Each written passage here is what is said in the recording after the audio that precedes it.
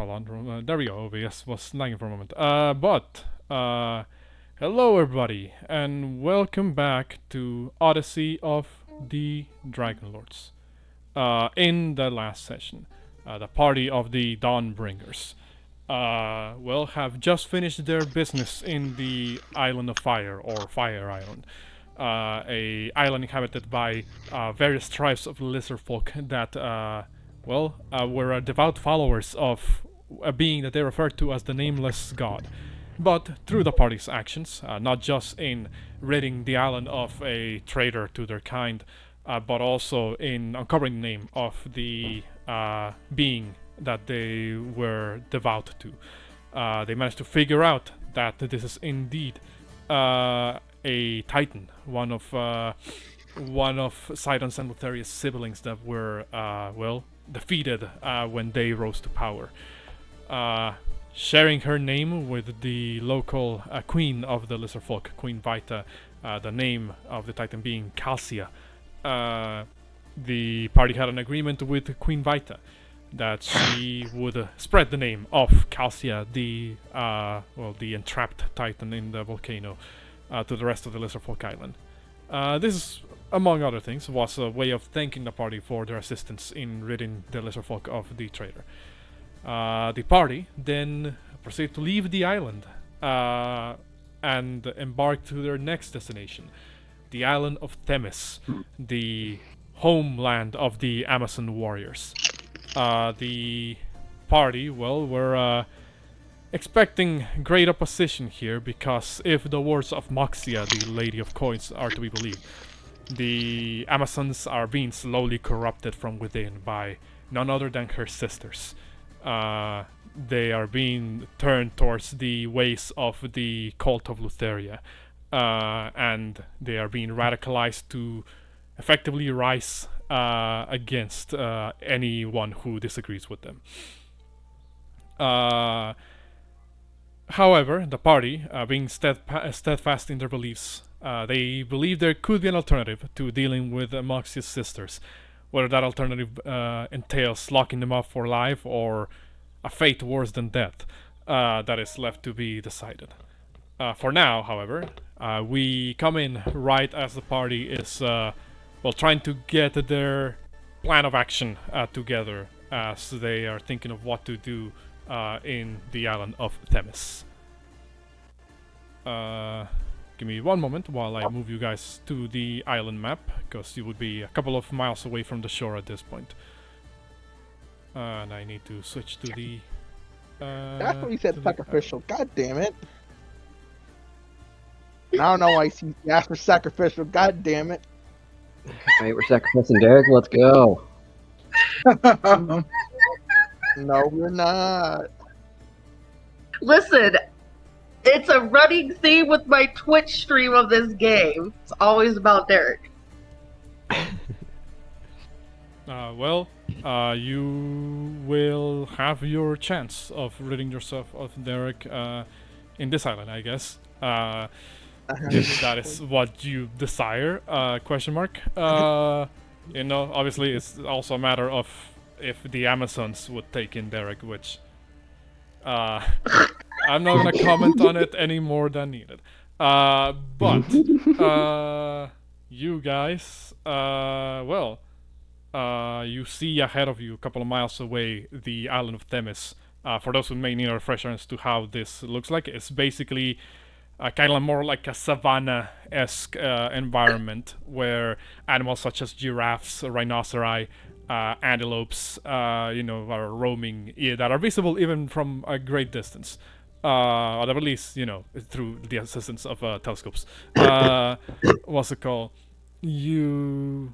as far as you're being made aware, while yes, there's a great deal of things in the island, your objective, in order to rescue Bront, Steros' father, and and bring him back, is on an island at the far opposite side of the island of Themis.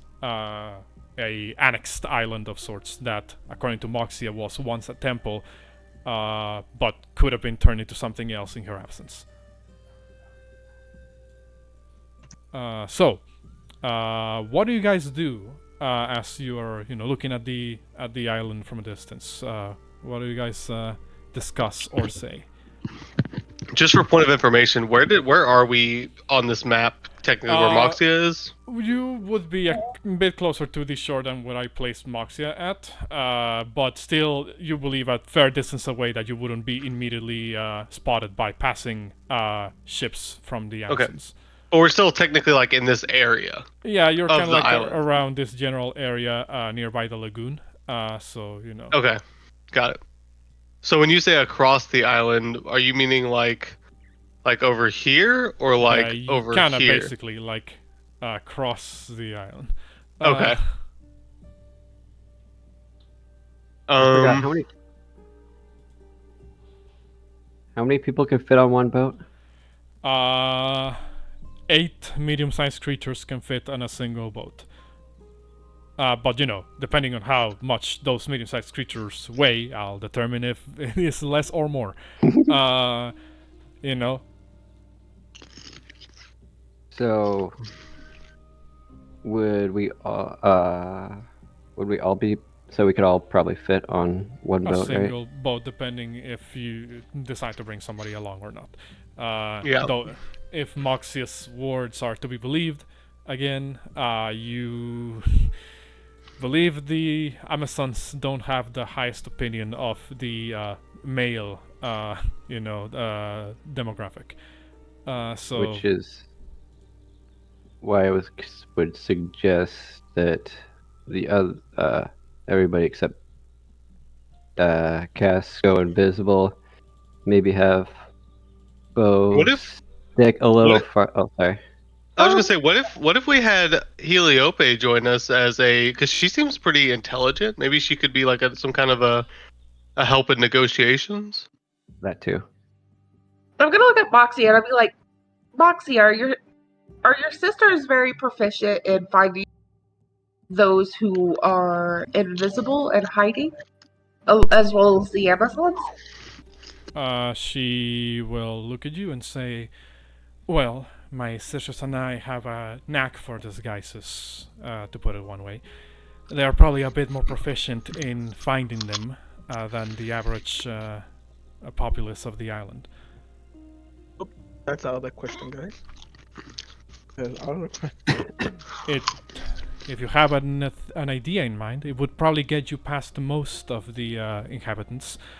But my sisters are a different question altogether. I Oh, go ahead. I'll walk up to Porunga and slap my shackles back on him. And My bitch. Porunga, Wah. I'm just going to act like you're my slave, so to speak. I hope you don't mind. Oh my. That'll work. You dog, you Porunga. He's exotic looking enough, and he doesn't look lethal in hand-to-hand combat. As I throw my head down where it is Andrew says that. Damn, she's called you ugly, bruh.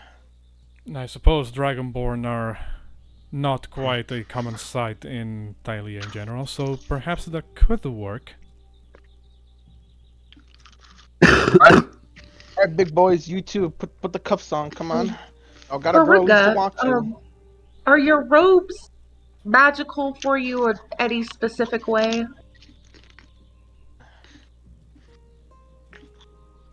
I don't, no.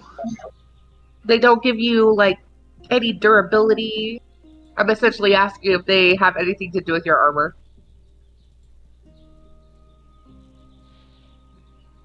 No, they don't. Okay, please follow me. And I'm gonna lead Porunga downstairs so he can change it to, like, a commoner's outfit that, like, the rowers are wearing. Like, probably just, like, a white, flimsy little shirt. It's not precisely like a commoner's attire. They're sailors, so Yeah. their clothes are a little bit more like rudimentary, more like utility based. So, but I suppose there could be a couple that have enough spares of their clothing to make up like an outfit for Porunga. And I will Does Puruga have a tail? Yes. No, I don't. Well, yeah, Dragonborn are not supposed to have tails, but a lot of people draw them like they do, for whatever reason. So he's just a Okay. reptile on legs. Got it. A I snake with legs. I never mind, have tails. I tell the whichever sailor agreed, who is closest to Purga's build, who would let us borrow his outfit. I will toss him 2 silvers, just in case they get ruined. And then, would 2 silvers pay for an outfit? A common outfit, I suppose. Let me double check. I want to make sure they get their fair price, just in case it does get completely ruined. Come on, money bags. You can do more. Come on. Porunga fireballs himself. Yeah, that's Or somebody exactly else fireballs me. Oopsie. because they're not magical, so Puruga might be naked by the end of this escapade. Oh my god. Look, why not? These explosions are two very strong and powerful women. And that's not gonna backfire. Upon closer analysis, silver might not actually be. You would know that silver might not actually be enough to cover the cost of a set of like workers' clothes. Which is what they have. Well, actually, no. My bad. 2 silver will, but not 2 silver. 5 silver is usually what the trade price Okay, for workers' I'll clothes is. hand over 5 silver. I'm a gold coin. Come on. This is for collateral damage, just in case it doesn't come back in one piece, and you can just keep it if it does come back in one piece.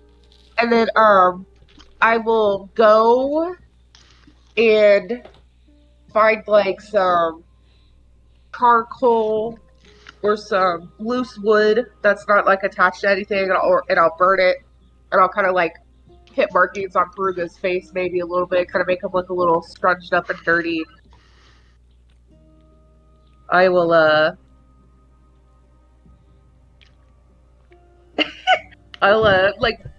pretty much just like putting markings on Puruga to make him look like he's actually a worker.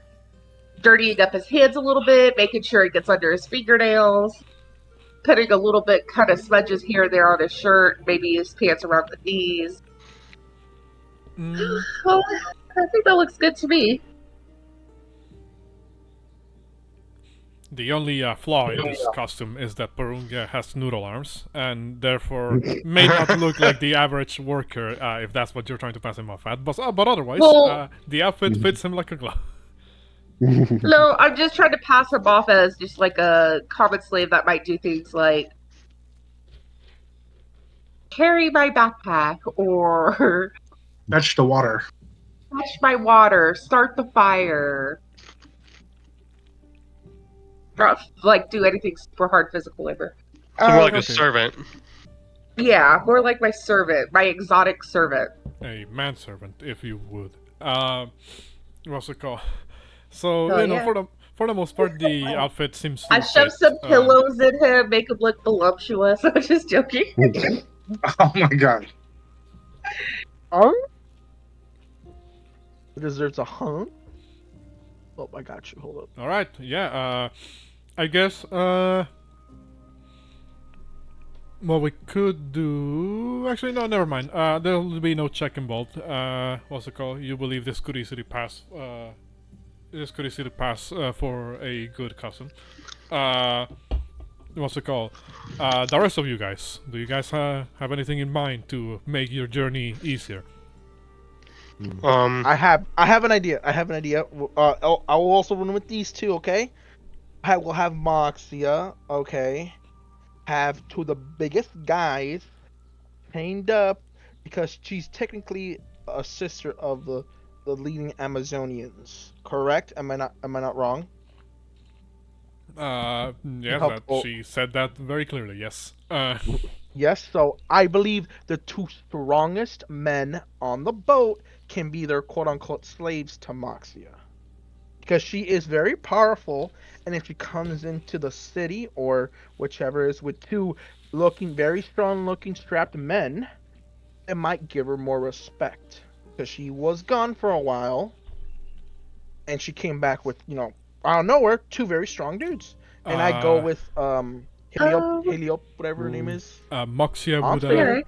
Moxia would make an addendum to your plan, Derek, if you bring this up verbally to her. Do you bring this up right to her?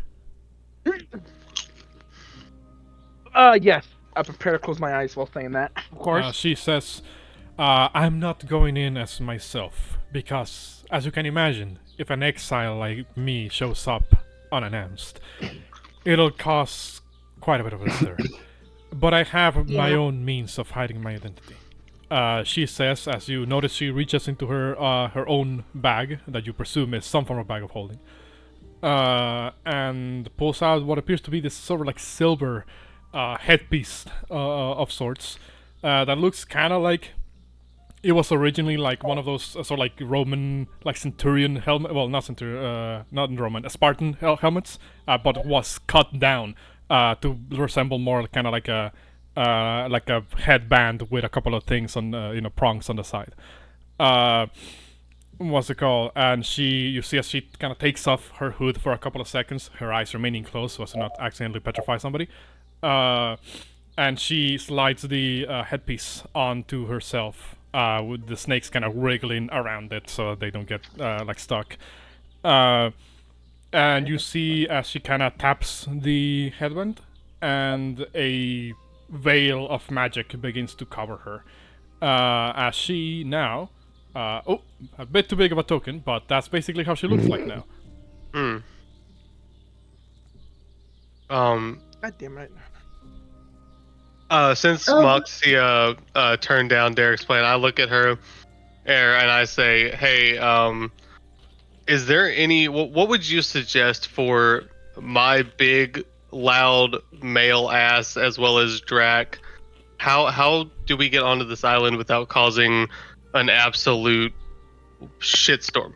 Well, it's not that I'm turning down Derek's plan. It may be the smartest plan he's given since I met him. But what I am saying is that I can't go in as myself because they will definitely recognize me. At the very least, those. Because she was exiled. Right. That is true. We could still, if you believe it's a particularly good course of action, try this little approach, this little facade that Derek suggested. Of treating both of you as my potential manservants, trophies, slaves, however term you wish to use.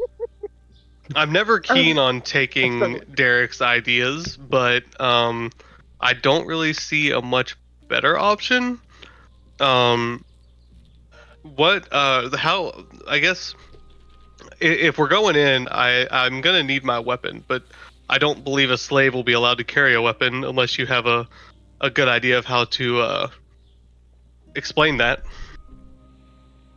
Both of these kind of poses a challenge for us here, because he's literally covered in heavy, flaky, shiny knight armor head to toe.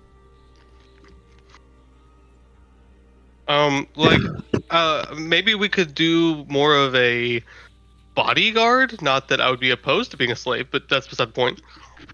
But if you were a slave, you would have to change your clothes. If you were a bodyguard, you still would probably need to change your outfit. Because the way you look is like more noble knight-ish. Well, I guess you could be my bodyguard, since like my robes are like super expensive and I'm wearing like jewelry and stuff, so I kind of look royal, because I am. Okay. So it might pass if you were my specific bodyguard. That makes sense. Instead of being Moxia's slave, I could be your bodyguard. And Drak doesn't wear armor, so technically we could dress him up however we need to make him look like Moxia's slave. We could make Drak look like Moxia's slave if we Lucky dog. if we have an extra pair of shackles on the ship. We could just dirty up my brother. Derek, without a doubt, is going to have to go invisible Oh, yeah. because he has so many magical items that there's just not a way around hiding that. You Worth every could penny. carry but to see, here's where an issue still might arise is because you are a free reign, they might not like that. The Amazons might not like that you have free reign, Bo, and being male. So under all that armor, could you fake being a girl? Do we have something to help transform his face to look more feminine if he is asked to remove his helmet? If I had a, if Moxia only I had a kind spell, guys. of shrugs and says, "My little my little item only works on myself, sadly." Derek, you If don't only Derek have had a spell. any Does form anybody have like of- kind of like a appearance transformation kind of? I think Sandy was about to ask that too. Oh. Derek. Go ahead, Alexander. Derek, you don't have any type of kit to help, like with makeup or to like help disguise your look or make you look more flamboyant for your performances. Like no type of disguise kit, which you should out again mean- because you're hard. I mean, I do, since I have sent one dress kit for Porunga to be made, but I never got the chance to make my own. So I think I still have enough material to make one for him. So out again, do you have a disguise kit, bro? I have the game says I had two, but I made Porunga's out of game. I made Porunga's outfit, but it never got returned. Oh, he never got sent over, of course.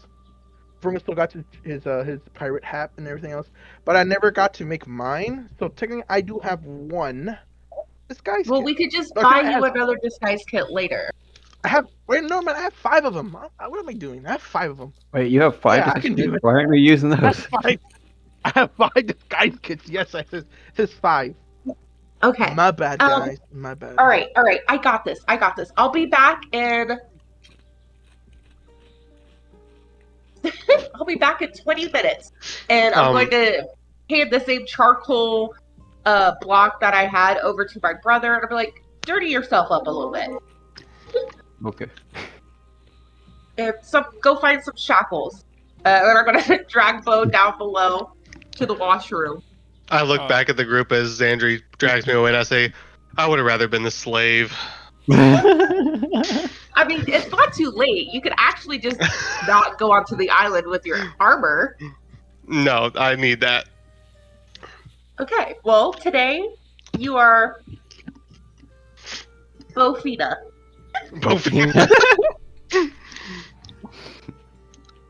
Bouxfhades the Brave. Let's go. What? Like, I'm back. Sorry about that. I had a phone call. I tried to mute myself as fast as I could. You did. All right. Oh, just to remind you, with the 5 disguise kits thing. Remember, it's the number on the left is how many you have. Number on the right is how much they weigh. Just keep Okay, not track of just that in one, inventory. but Yeah, it's so- one, so I think it'll be fine, even with just one. So there's one disguise kit that weighs 5 pounds in total. I'll buy you another one, bro, when we get to town. Right before I start disappearing below deck, I'm gonna be like, actually, Derek, I could use your assistance on this, please. Yes, you chose the right person for this. Time to do some I makeup. know I did. And we will take First time. Bouxfhades. Oh my! Oh, this is so fun, Bouxfhades the guys. Brave. So Time for makeup. So before I allowed you to kind of just disguise Porunga as is because of how you described the disguise here, here you're trying to make the fucking 6'4" human in full plate look like a woman. Just his face. Because obviously you can't see his body. I mean, yes, I suppose that is Like Brianna of Tar from Game of Thrones. Yeah, what's it called? I forgot the name of this one other character from Unicorn Overlord. But there was also like a lady in armor there. Anyway, point is that you because this disguise is like actively visually altering to Bouxfhades' face. What I'm gonna need from you, or whoever it is applying the disguise onto Bouxfhades, is that you need to make me a deception check, which will set the DC for what the enemy needs to roll to discern if this disguise is true or not. Damn, I'm I got proficient a in that. 7. I'm proficient. But you're I not have applying. A 7 on it. Yeah, but I you're not applying know, your I ability on know. this. I'm using it right now. I'll roll it. What do you have? I have a 7 on it. On what? Deception. Charisma. Or deception, yeah. Perception. What do you got? Deception. Deception. E. I have a 7. I'm proficient. Get the bonus modifier on mine.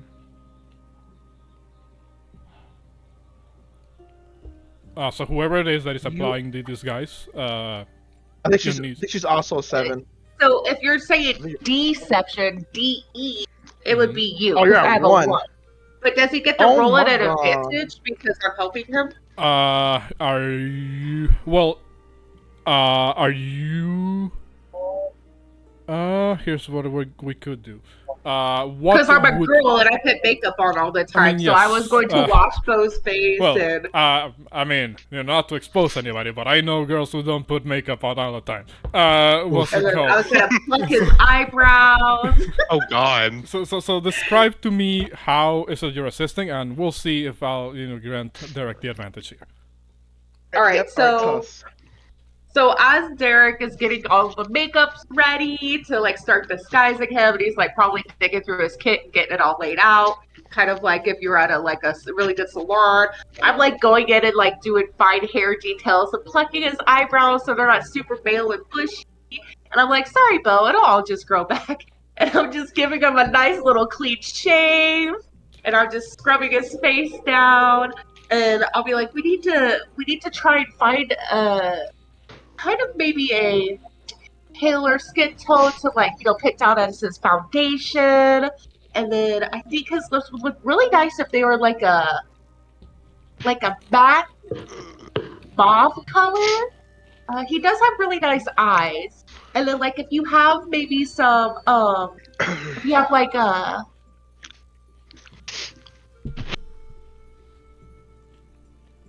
a brush that has maybe really stiff, small bristles. I could make a little tiny black paste, and we could flesh out his eyelashes and make them really bushy. We could also we're washing his hair too, so it's all nice and clean. And kind of parting it straight down the middle and to the side, just like Brianna Attar from Game of Thrones. And just try to mat it straight down to where he could probably pass as female. And I was like, and if you have do you have items like that by chance in your kit? You're talking to the right person, girl. Don't worry about it. I have this whole kit, plus even more. Let me go get Versailles real quick. I'm sure she has the other half of my makeup. I'll be back. Toodaloo. There's a fine line between comedy and dumb shit. What's it called? So, I'll say with a description like that, I'll provide Derek the advantage for this particular check. So Derek, go ahead and roll me a deception check with advantage to set the DC for Bouxfhades' disguise. I will help him out. I will use my DM inspiration for it because I know I'm never gonna use it again.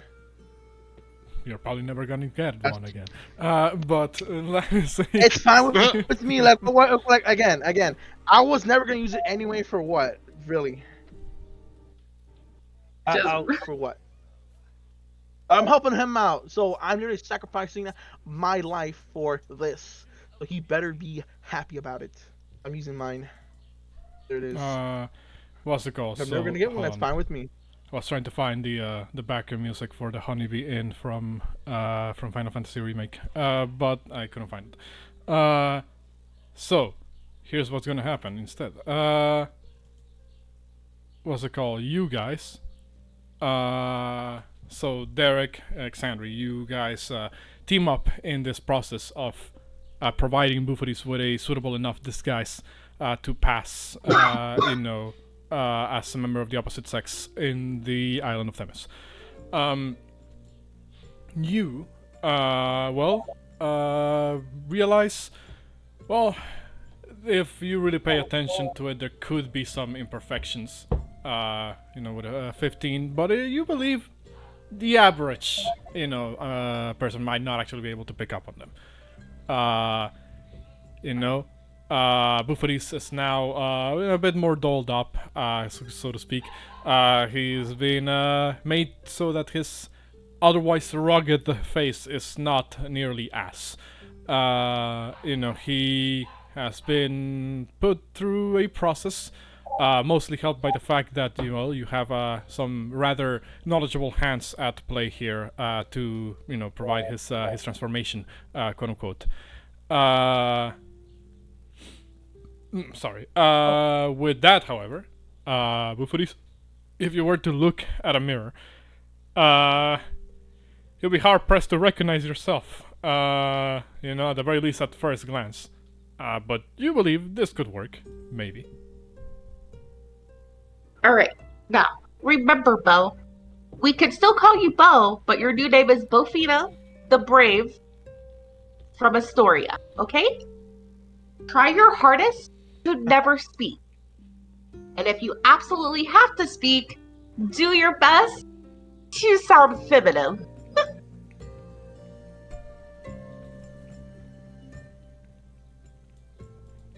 You will pose as my guard. Is that okay? Did we miss Bouxfhades? Did we lost Bouxfhades? What's going to happen? No. I've been talking. I was muted. My bad. I said I'll just make a really large sigh and say, we'll just say I've taken a vow of silence. Okay. That works. So no speaking. And if you make any weird noises while fighting, again, do your best to make them feminine. Tell me about stupid stuff. Whoever made that noise gets a negative inspiration.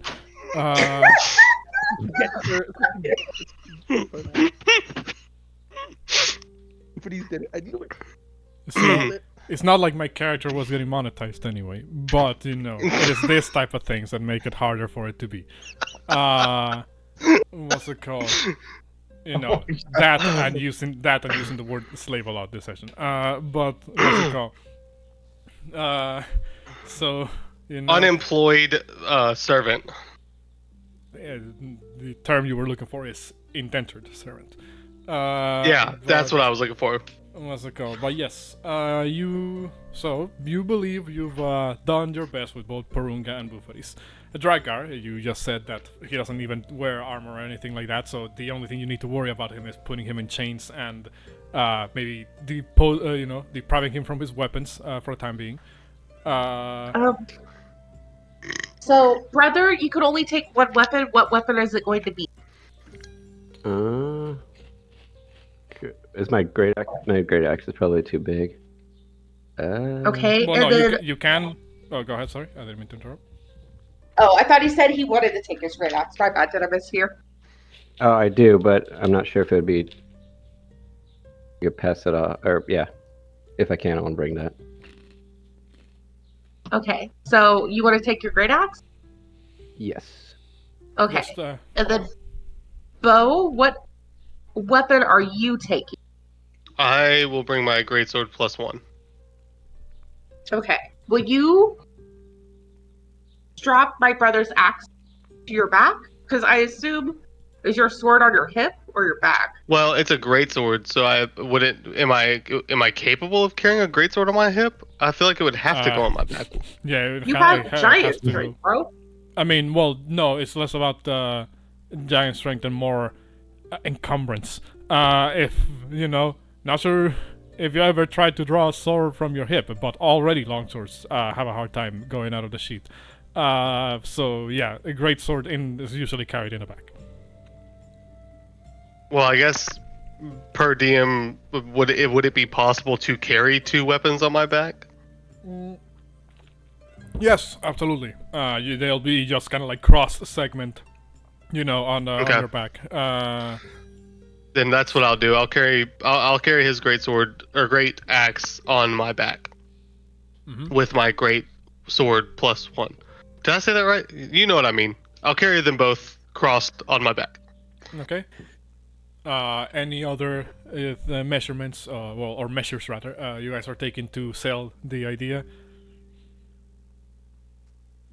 I assume we're going to manacle Drak as well. I thought we Um, were already doing. If there's extra manacles on the ship somewhere, I only have my 1 pair I don't that have I manacles. bought specifically for Porunga. I don't have manacles, but I do still have some rope. I feel like. Which quick question? Quick I don't- question. Are the ones you get to Porunga the ones you had from your expose in Mitros with your husband to be? Is The cuffs. Those are all these magical ones that you made for him. These are actual police grade manacles that I personally enchant to keep Porunga in check while he sleeps, so we don't wake up to who in command of his body. These have nothing to do with my husband, and I'm going to look around for Versailles and be like, please check your husband. Well, I guess Control I yourself, look at Derek. I look at Moxina and I say, I kind of point to our party. I'm like, do you think this will work? She looks around for a moment, thinks, and says, maybe put the manacles on the big one and the rope on the smaller one. Otherwise, that wouldn't make too much sense. I don't think I could convince him. So, are there any manacles on the ship at all, by chance? Let me double check the inventory of the Ultras. Voice of the Ultras, the embarkation. Let's see.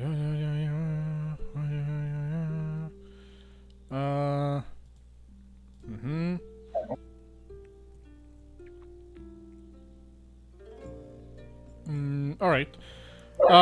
So from what I can tell, there's at least a couple of soldiers from Astoria in the ship that take on the role of sailors for the purposes of the crew. I believe at least a couple of them should have some form of manacles. So roll me a D100. All right. I'm gonna run, so I think someone else should. DL100.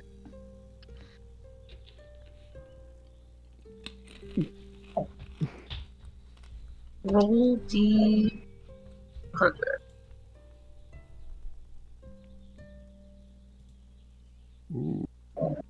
You're in luck. There's a couple of members of the crew that do have a couple of manacles. You would be informed that some of those who were lost in the battle of the island of Yonder also had on them some form of like guard equipment, including manacles. But for the most part, there appear to still be a couple of them amongst the crew. They kind of look over at you and say, "Well, we hope that this one is enough to help you," as they kind of pass you over one pair. Thank you. So we'll put those on my brother, and then I'm going to let everybody know. So all Drak has is nothing right now. His weapon is with Bouxfhades. Bouxfhades has their great sword, but like you don't have your other like equipment. No, I'm the only thing I'm taking with me is my greatsword, and my my health potions. Everything else I'm gonna leave in the ship. Well, obviously my armor that I'm wearing. I'm just saying equipment outside of what I'm wearing. I'm just taking my health potions and my crown that is on my head already underneath my helmet. Porunga's totally stripped his staff that we got from the previous island that I assumed you did attune to. I hope so. It's been 2 days. Yeah, I did. Okay. That's his magical focus now, right? Well, it doesn't necessarily have to be for sorcerers, because their magic comes innately. Their magical focus can be like a lot of other smaller. Naturally gifted. I mean, well, kind of. They still need some form of foci in case they have like spells that require material components. But the staff doesn't necessarily have to be it. Yeah, that's why I was asking. Would the staff count as his spell focus for those spells? It could if he has it on hand. Okay. So I am wearing Porunga's staff. I'm like have it strapped around me and it's just like hanging on my back. And then I'm going to specifically look at Derek and be like, please, do not fuck us over. I will slaughter you the second we get back on the Ultra. I'm going to give you some items. Please do not lose them. And I'm going to hand him 6 health potions, 6 normal health potions, and 1 greater healing potion. And that is my last greater healing potion. Got it. I'm gonna look at Xandri. How many of us are there? I just lost count. There's Drak, Derek, Porunga, Bouxfhades. Bofina. Yeah, Bofina. Did you like how I just randomly changed your name? But it's so we can still call you Bo, but if we fully have to address you, it's just Bofina now.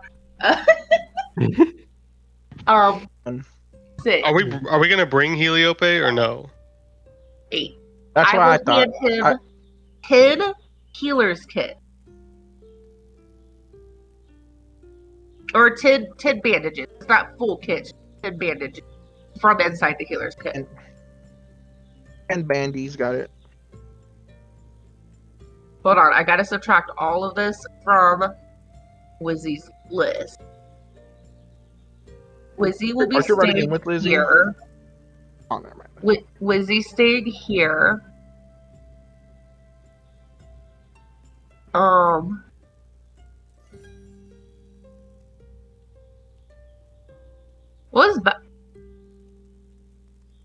What is basilisk oil again? Petrify. Yes, anti-petrification oil. That's what I thought. Okay, I'll hand you the 3 vials we bought when we were in Mitros. All for me, got it. Just for me, thank you. I will hand you.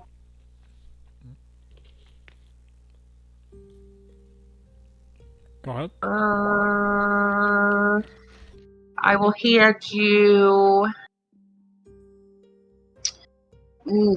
I will hand you 2 vials of holy water, just in case there's something of that nature that we need to take care of. I will send you my sending stone. No, we don't need that. That's just to my husband. Or you could already send messages. You just gotta use metal or copper, whatever it is. Maybe stop helping Mom try and navigate the computer. You're messing it up.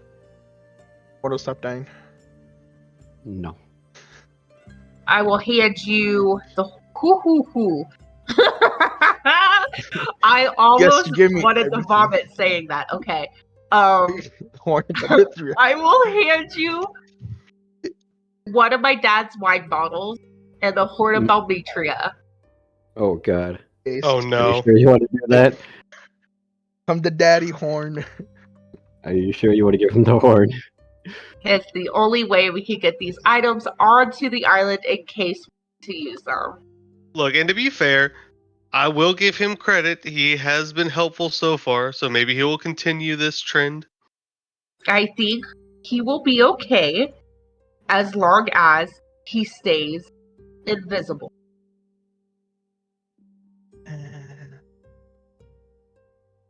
I do? I'm wearing my Absolutely holy nothing. symbol. I have Puruga's staff. I have my Cupid's bow and my arrows physically on me. I'm still wearing my ring and my pendant.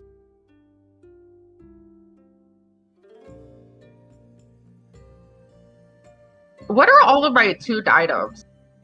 I don't even. I still have open slots, right? I mean, I only have the you tell ring. me. Was I can't remember crossbow. if the Cupid's bow was an attuned item. It's magical. I believe, It's I believe it is attunement, but I'm gonna check. I never can find the magical list of stuff that we already obtained. I don't know what it's located in. The short bow of cupidity does require attunement. Okay, so I still have an open slot because I don't have any other item. Oh, My did we slots put are the armor full. on Wizzy Lizzy? Is that reflected in his sheet now? I already updated his sheet to reflect. Oh wait, he's not coming. Never mind. So okay. Okay. Oh. Whew. Okay. I hand Derek 3 diamonds more? in case What do you want? we die. 4. I hand him 4. Are you sure Okay. you don't want to keep more? Please write all of that down because I deleted it from my inventory. I'm doing it. Your diamonds are not called for Minecraft pickaxes. Out of character, of course. What were those potions? What were those potions that the centaurs gave us when we helped Heroism. rescue their kin outside of the Heroism. Yes, Heroism? potions of heroism. And we have 5 of those, right? No, we had 6, but one person left with one. What's it called? Wait, what do you say? Did each of us get one, or was it just? You got a limited number of those, and I believe you've already used one. I think. Let me. No, we've never used them. Okay. We've never used the potions specifically from the centaurs. I think you only We got 3. we used the like spider climb or spider walk ones. Okay, so in that case, I'm gonna have to double check my notes to see how many of these you would have gotten. It's too far back for my brain to remember how many we had. I thought it was 4, but I don't remember 100%. I'm checking. Give me a moment. Still got a Monopoly hat. I forgot about it.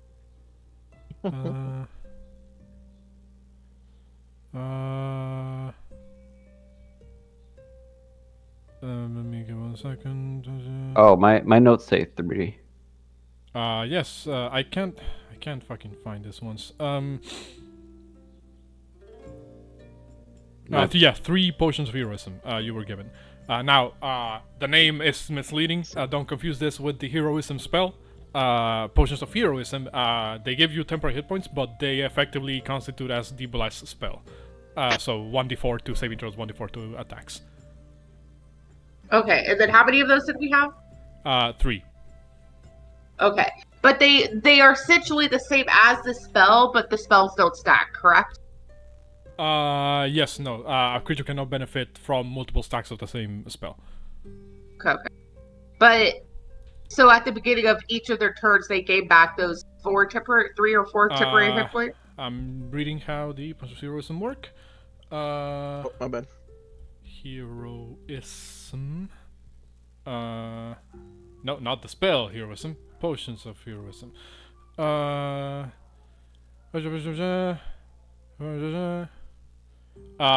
the temporary hit points from the potion of heroism do not come back at the start of your turn. You just have the 10 temporary hit points and then the bless spell for 1 hour without concentration.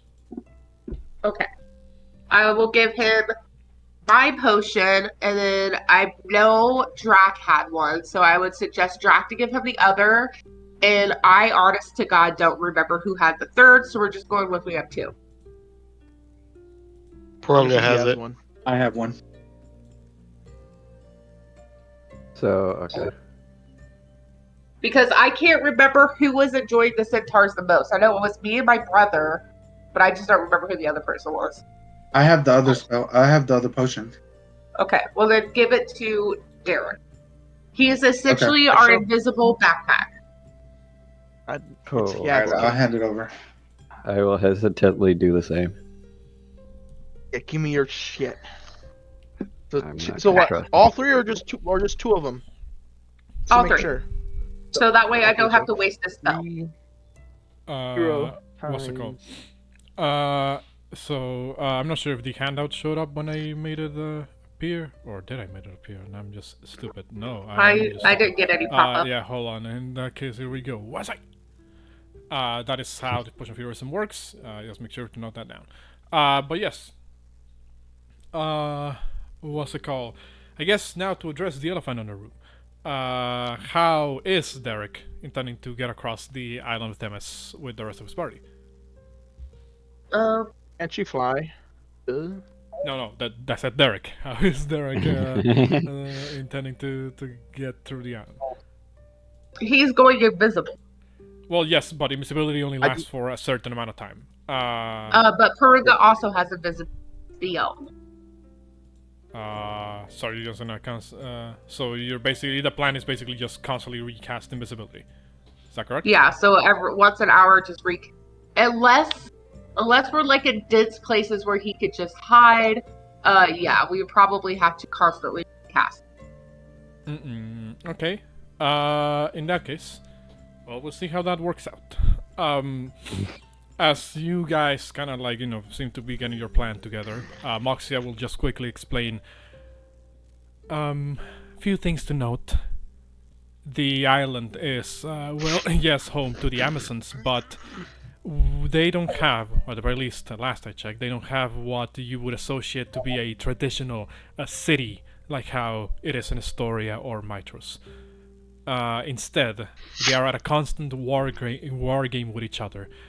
They have hundreds of campsites around the island, and they do regular patrols around it. Hopefully, the pathway that we're going to be following does not take us directly to one of those campsites, but we should still be on the lookout for, well, the rogue patrol that may show up. I ask her if she will she be leading us like through a path that she knows will kind of help us avoid patrols. I will lead you to the most direct path I know to the temple. Whether that path is still safe or has now become a route of a patrol, I cannot say. That's fair enough. We can't ask too much considering you've been gone for so long. Well, he's the best we're going to get at the moment. So I hope you can all follow along. Moxia, we plan on going not a direct route, right? You were gonna lead us to another way onto the island where we might not be seen at first? Well, in case you haven't noticed, the island tends to be quite flat in terrain, with various open spaces that are going to make it difficult to hide across. If you want me to take you the longer way around, it is possible that we can avoid being seen, but it's also possible we might run into encampments, or that you may need to waste more of your magical reserves turning your allies invisible. Okay. I was just curious. Do you know exactly where the princess might be hidden, obtained? She shrugs and says, I don't know. If she's being kept anywhere, then it could be really anywhere in the island. But, at least assuming she's even still alive. Well, if that's the case, should we look for Bront first if we don't know that the princess is even alive? Also, we don't use the term princess for the Amazon, so if you refer to this, to her as such, it's going to be a dead giveaway that you don't quite understand the local custom. What would you like us to call her? Nothing really, because people shouldn't know that we're going after her, unless absolutely necessary. In which case, use the words heiress to the throne. I don't know. Heiress to the throne. Well, it won't be me talking anyway, because I've, as my friends have told me, I will be taking a vow of silence during this Yes. trip. You're So, so smart, Bouxfhades. I'm super, super happy with your transition. can we not call it that, please?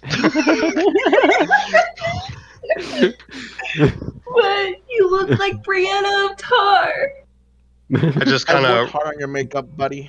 rub my nose between my eyes and sigh heavily, and I just say, Moxina, can we just go? Can we just I let's just quickly get on the slap his boat? hand away Don't call and then me. dig into Derek's bag and take back out the foundation and quickly repat his nose. Oh my god. Well, first Do of all, not touch your Moxie, face. first of all, Moxie is gonna turn to you, Bouxfhades, and say, "I told you not to call me Moxena. That's my old name." Oh, I apologize. Now, Silent. He said. if you can't follow that basic instruction, then we have a lot more trouble in our hands than we originally thought. But if you can, then we are on our way to a successful operation, shall we say. So, is everybody ready? You got everything out of your system? You're prepared? Yes. Very well. And then she, you guys give the word, and robots begin to get, prepared for your departure. Actually, quick question, Moxia. If they ask us why we are here, what exactly is our alibi?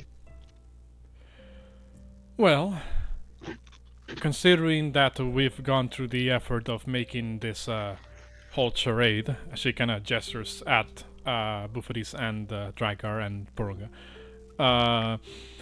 I suppose the best way we can do is to go with that original narrative that you guys seem to be cooking up. Well, we are just here because this is a safe haven for us women, and we brought along our useless, male companions, or rather, lessers to us, to, serve as an added token of peace, shall we say, for the Amazon people. Oh my. Out of Now- game, Go ahead. were there any Amazons in the games? Yes, there Wasn't the was Barbarian? one. There was one Amazon warrior in the Great Games. Is that who I befriended? No, it wasn't. Who did I befriend? The fighter. Wasn't that the one that wanted to bed me to make a child? Yes. I remember that. You probably was. I don't remember That I anybody turned else down? being that crass. What's it called? But like, what's it called? Yes, the Amazon warrior, Hatria was her name. Yeah. She was present at the Great Games. She acknowledged your strength and thought that it would be, beneficial to her bloodline to have a child with your genes. But you refused her. So you don't exactly know where she went from there. Quick question. She saw all Bouxfhades, right? As Bouxfhades looked just like he was now, like he was in the games, correct? I'm pretty sure nothing really changed in between those days. So that makes it. There's a chance that he's on this island and notices that is that him from the games? The exact same armor. We might need. No, some I did change armor. I did change armor. I was using what was it? Chain armor, or chainmail, and now I'm wearing splint armor. So I did change my armor.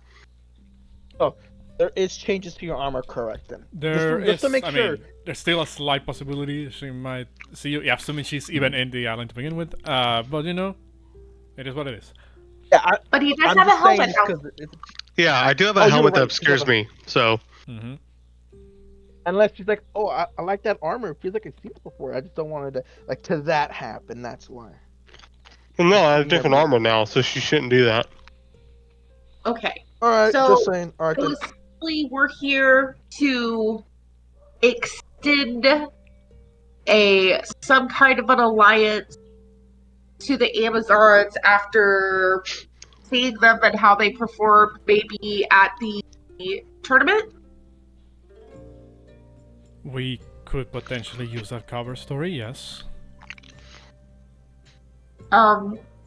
Because the Amazon that was there, the only issue is I do not. We kind of made a huge spectacle. Or at least I did. I definitely made a huge spectacle. So What do you mean I did? I cheated. she is I there. cheated. Without a doubt, she's going to be able to identify me. I definitely made a giant spectacle, start to finish. Wait. So maybe that's just how we might have to spin it. Did we spray Bufina with any perfume at all? Just in Yes, case? I used my perfume. Okay, just making sure she does not smell like a guy. I think. She smells like sweat and roses. Such a lovely Got combo. I'm Oh not my happy with this episode. It's Too kind bad. of like a salty pretzel dipped in chocolate. Jeez, You that's feel just not. like Derek on a normal day. Oh my god. Let's move This is how on. Derek. This is how Derek feels. Okay. All right.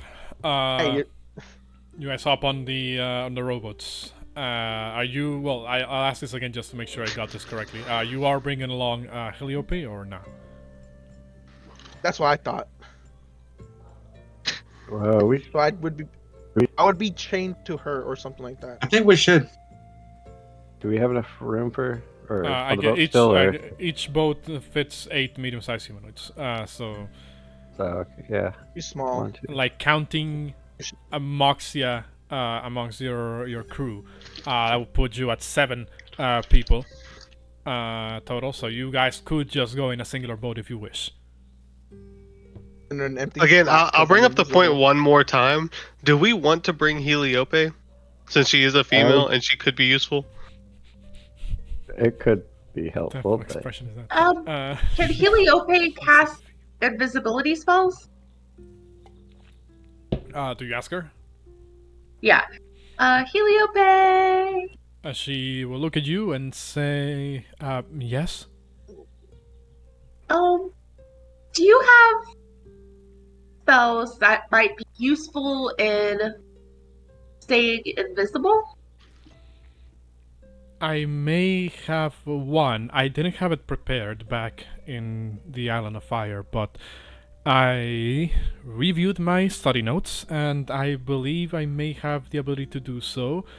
Although, it might come at the cost of draining my magical reserves quicker than it would otherwise. Would you specifically be willing to travel to the island of Themis with us as we do what we're supposed to do? The Island of Themis? I'm not familiar with this one. I overheard some of your conversations. There's like warrior tribes here. Remember, I'm Yes, not type from of Pumo warriors. I'm not from Thalia. Remember, so you're going to have to give me the quick rundown on this. But it would be an interesting experience to try and learn what this island's about. If you believe my presence is going to be necessary, then I will accompany you. I kind of chime in and say, you can collect some really good notes. I suppose I could. Again, what we acquire on this island, you will receive contribution. I'm perfectly fine with that. Well, in that case, give me just a moment. She kind of brings all of her stuff, which is very little. Basically everything what she had with her when you guys first found her in the shipwreck, and just says, "Okay, everything ready." Anyway, just don't expect What does she me. look like? Does she just look like a... Like, what's her outfit look like? Looks Because she is wearing roughly- people's clothes for the ship, right? Well, her attire was mostly intact, from where you first Okay. found her. Just a little bit tattered in, like somewhere around the, like the hem of her long, not really a skirt. She's wearing like robes. So like the hem of the robes is kind of like tattered and has been eaten away. What's it called? But otherwise, she wears kind of this really baggy sort of like mage robes, basically, brown color with a cloak. What's it called? Her hair looks a bit unkempt, even after having been rescued and being here for a couple of days. It looks like she doesn't particularly take great lengths to take care of her appearance. At the very least, not more than necessary. All right, I will. She looks fine. She doesn't seem too bad. What days? No. Is Rutgar or Dingren the dwarf? Rutger is the dwarf. I look at Cass and kind of like elbow her, and I say, Who's Cass? "You gonna turn the dwarf into a girl?" Or Xandri, and I elbow her, and I just kind of say, "You gonna turn the dwarf into a girl too?" No, they're staying on the ship. Yeah. I'd be Just like, you "I today, know." Christina. Just you. And I pat you on the shoulder. You're gonna do great. Rutger kind of overhears this, turns around, and says, where we come from, female dwarves do have beards as well. But I'm really glad to sit this one out, as he kind of just grabs his shit and moves to a different side of the ship. Like, I'm just gonna be like, "Thanks, man. Thanks." Alright, bye. And then, The other guy. I think we're about ready, guys. You guys ready? Yep, let's go. I'm ready to get this over All right. with. Should I cast invisibility on myself Marcia, will currently? you let Derek know when he should cast invisibility? Probably as soon as we reach shore. And then we need to move as fast as we can to make the most out of the time that he'll have with that spell. Okay. Got it. I look to... Wow, we just said her name and I just forgot it. Heliope. Yeah, Heliope. I'll look to Heliope and I'll be like, Heliope, as soon as we get to the shore, could you be the first person to cast invisibility on Derek? Oh, no, you misunderstood what I said. The invisibility spell that I learned is a bit higher level than regular invisibility.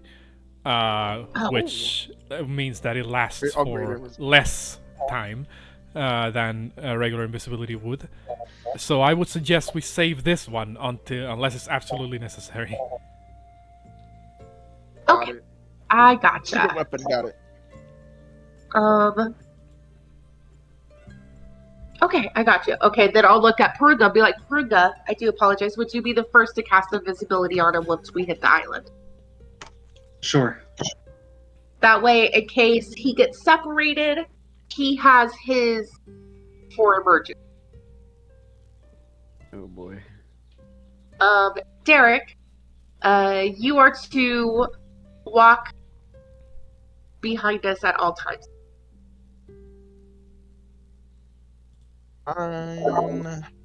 If you see us to start getting to a bad situation, don't leave eyesight of us, but try and hide for possible combat scenario.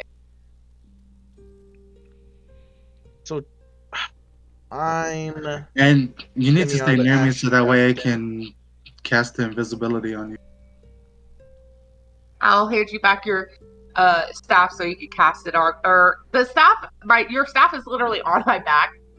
So, like, you can literally just sit behind me on the boat and just use your staff as soon as we stand up while we're kind of, like, covered. And then just put it back on my back. Yeah, I got you.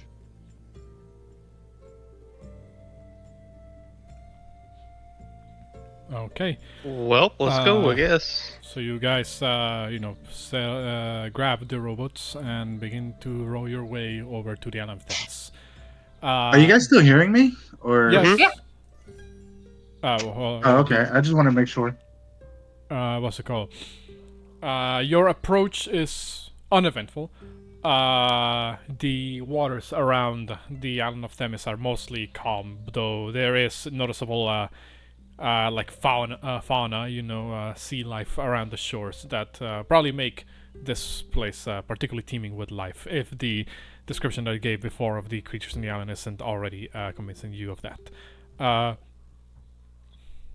Like I mentioned before, the the animals that you will see once you arrive on shore vary from what you would see in like a savanna environment. What's it called? Not that you have any particular reason to engage with these. What's it called? But just pointing it out. Upon arriving at the shore of the island of Themis, you guys will very quickly shove the robots further inland so they don't get dragged back by the by the rising tide, and begin to put the rope, the handcuffs, on whoever needs to put those on. Moxia then looks over at a distance and says, if we move at a fast pace, we can probably get to the next destination within a couple of hours, I think.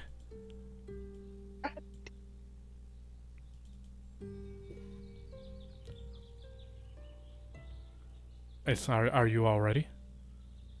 Yep. All right, Porunga, hit Everybody else hit is. with the visibility. I'm done. I mean, Porunga, I'm you go ready, first.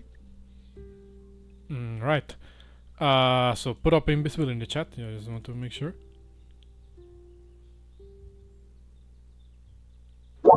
Bouxfhades is a girl. I forgot. No, She does want. put invisibility on the chat. Oh, I'm sorry. Me too, buddy. I'm ready. All right. So you guys begin your trek through the island of Themis. I'm gonna remove Himox and Killer for a moment from the map. Actually, no, I'll keep them there. I'll just add the little party marker that I use for this. Your traversal through the island of Themis starts out as rather, scenic, look at the surrounding area, with very little, what's it called, in the way of, shall we say, excitement. Maybe most of this is due to the reason that Mox is actively leading you through pathways that she believes are less traversed in the island. From time to time, you will notice certain formations in the distance that you, according to Moxia, she'll identify as potential campsites for some of the Amazons that she advises you guys to stay clear enough far away from. That being said, no journey is, 100% safe. And with that being said, I need one of you to roll me a d20. Uh-oh. I'm not at my laptop. Somebody else do it. I'll do it. I'm gonna roll bad if I do it, so I'm gonna let you guys do it. Oof.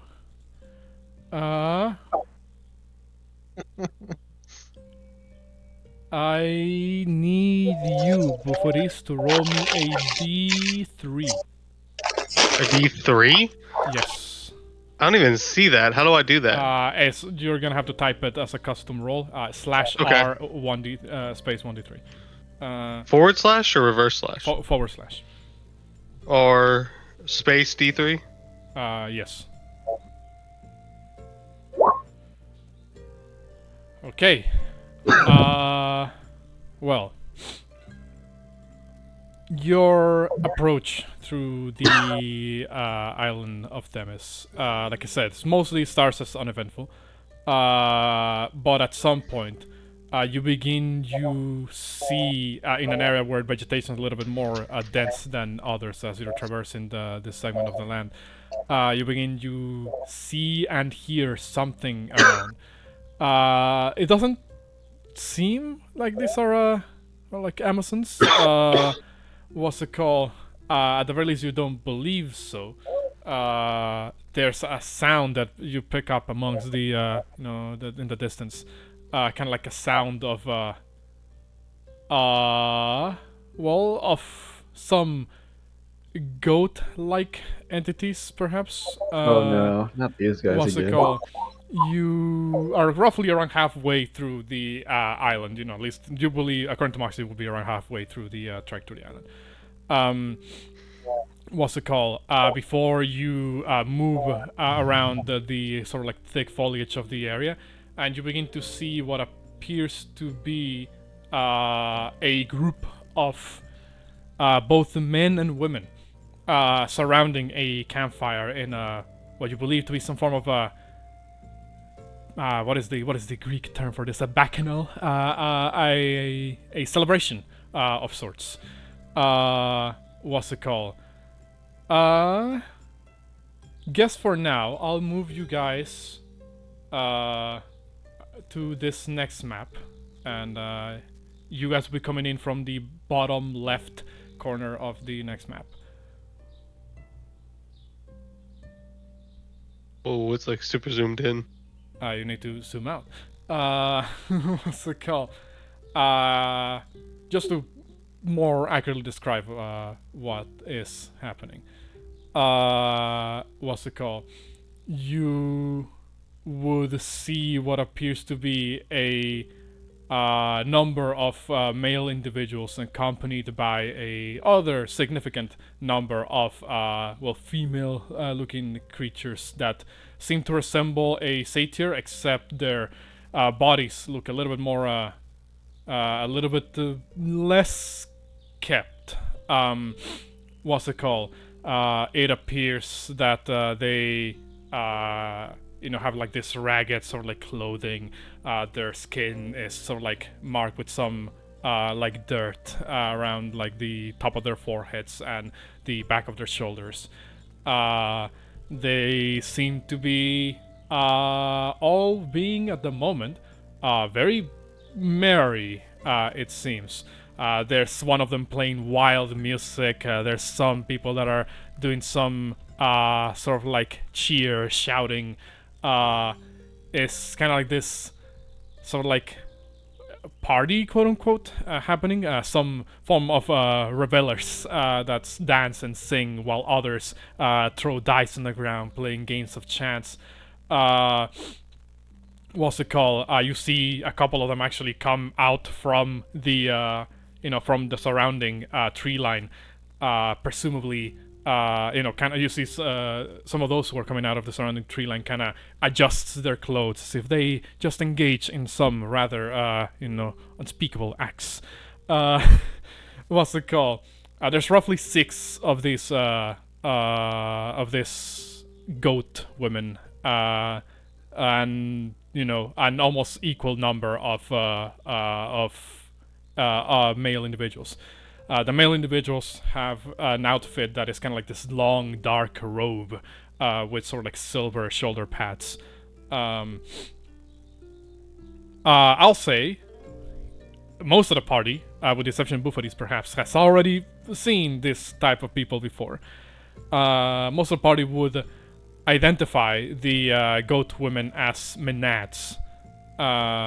This strange sort of like fey creatures that are rather chaotic and unpredictable in nature. While the other ones, their outfits seem to be eerily close, if not just like the outfits that the cultists of Lutheria wear. Okay, sure.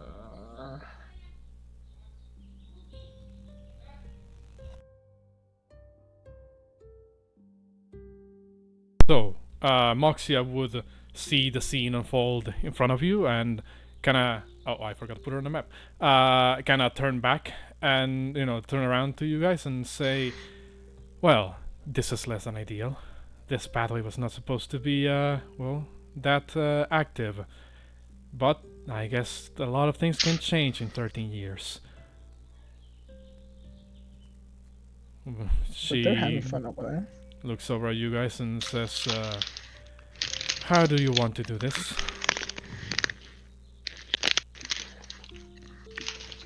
Just out of I can't do curiosity, anything. out of game. Just out of curiosity, do y'all want to wait till Cass gets reloaded, or do you want to just continue? Oh, she's gone. She DC'd, I think. Maybe her computer died, I think. Oh, She said everything Oh, it's froze. Probably pause. oh, I didn't even notice. It did disconnect like a while ago. Yeah, I It didn't even disconnected maybe notice. like 15 minutes ago. I didn't Should even we just notice take because a- my I have OBS up and it doesn't give me any noises of like people disconnecting or whatever. Up to you She guys. probably. It'll be a bit. It'll be a Should we bit. just I take- mean, I mean, we can just continue. I mean, I don't care. I just want to make sure y'all are good with that. We also And- could take a break because it's getting close to the halfway point. what do you mean? I mean, we started like 20 Uh-huh. minutes late, but Oh, I mean, yeah, if you yeah, guys I forgot we want to started take the late. break now while we wait for Cass, we can do that. I mean, I'm That's okay with hours that. of game time, guys. All right. It's 3 hours of game time, guys. Let's go. In that case, we'll take a quick break, and you know, we'll see how long. Quick 5-minute break, and then we'll see if after the 5 minutes Cass isn't back, then we'll just continue. Yeah, that works. All right. I'll be And back I in a can't moment. even do anything. All right, we're back, and everybody is here. What's it called? I had previously forgotten to you know, to put in the what's it called, the code links that are supposed to be around the campfire, but they are there now. What's it called? You know. So yes, this is what you would see ahead of you. The sort of like, you know, people engaging in revelry, the cultists of Lutheria, the Menads, the Goatlings. They seem to be having the time of their lives. What's it called? Moxia did ask you guys, how do you wanna handle this? She'll ask. There isn't really much ways we can proceed without them seeing us, so we either go out in the open, or we double back and see if we can try to find a way around. But it'll take us longer to get to the island. It'd probably be better to go around, in my opinion. But what if- Yeah, I think we should go around them. They look like they're having fun. Michi. There you go. There you go. I'm hearing two voices. There's 5 people here. What do the rest of you guys say? I can't. it's can't- the two Oh yeah, people two we people. don't tell. So I can't see what you guys are seeing, so I don't know what the question is. Can you not see the map? I can, but I'm too laggy to do anything about moving the map, so I can't see what you guys are looking at. All I see is a bush and some rocks. If you, well, when it gives you the chance, if you zoom out, just to describe the scene again, you would have began to approach, at the very least, the pathway that you were taking to get to the other side of the island. Seems to now have a group of people, both Menads and other individuals that look like Lutheria cultists, as well as goatlings, all kind of surrounding like a bonfire, you know, as they engage in various acts of revelry, drinking, dancing, singing, playing games of chance. You know, you saw like one of the Menads and one of the men kind of come out from the tree line as the man was getting dressed, you know, presumably having an intimate moment beyond the line of sight. You know, there seem to be engaging in all sorts of excess around here. What's it called? Moxia asked, you know, you guys to, you know, if that you could potentially just try and go out in the open, try to get past them somehow, or you could double back and try to find a safer route, but that will take up a bit more time than it would otherwise. Can Basically, we not go up this little slope right here onto this pathway? You could attempt to do that as well. That would involve doing a couple of stealth checks, though. Oh yeah, because not all of us are stealthy. Gotcha. Like as of right now, you guys are seeing this scene, quote unquote, play out from a little bit beyond the nearby like foliage. You don't believe they've seen you just yet, but you know there's the risk that they might spot you if you try to go past them. It's okay, because I still. I think we should go with your plan, Roxia. She will look at you and raise an eyebrow and says, "My plan." Did she suggest that we try and just go around them? Well, her suggestion is either we stealth to get past them, or we double back and find another path. But you know, finding another path will effectively involve a bit more time. It'll take how much more time it'll take for you guys to get to the other side of the island, which may also mean that another casting of invisibility may be needed.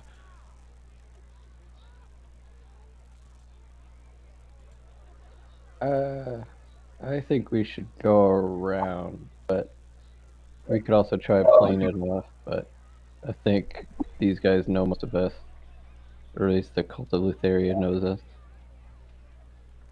Wait, did So you I say don't they'll think know we could- us?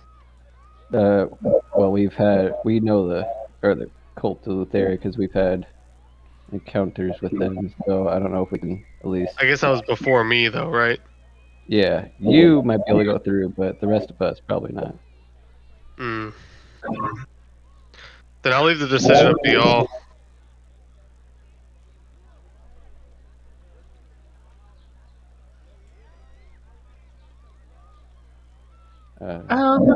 I think we should just try and pass them if we don't look like we care about anything that they're doing, and mind them no business. We might be able to pass. So just walk out like we belong here? Is that what you're suggesting? I'm assuming so. I'll be like, Derek, don't talk, but please hand me the bottle of wine.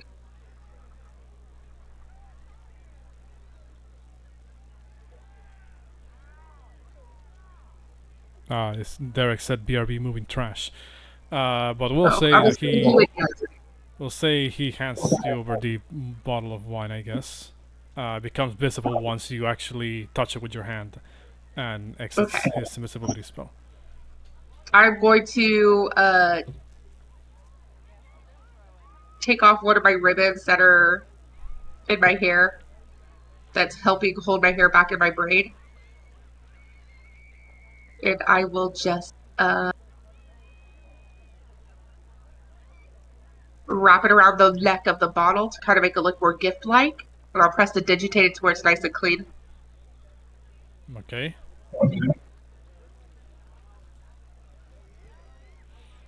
And if anything, we'll offer them as a passing gift for now. Okay. What's it called? Well, so you kind of wrap the little bow around the neck of the bottle, and what do you do now?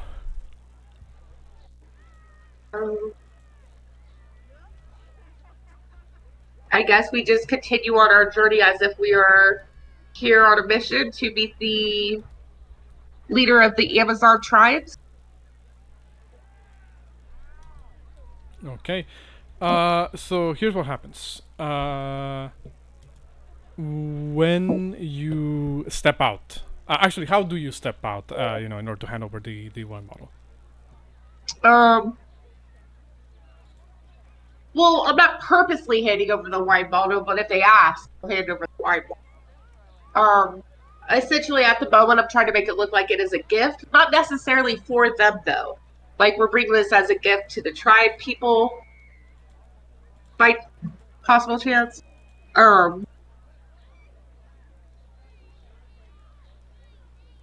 Okay. But if they give us a hassle, I will offer it to them instead. But essentially, I want to keep it. Okay. In that case, you. So you all just kind of. Again, I'm not hearing anybody else say anything against this, so you guys No, I'm just in on kind the of. plan. Okay, so you guys just casually walk out. Like like you belong here and you're supposed to be around here. As you get like halfway across the road over here, Porunga. We could also just What is it? That was my bad. As you get like halfway across the road here, you hear one of the Menats speak up, and you look over at you guys and says, "Hey, wait a moment! Stop right there! Hello, man. You all look like very sweet little things. Care to join us?"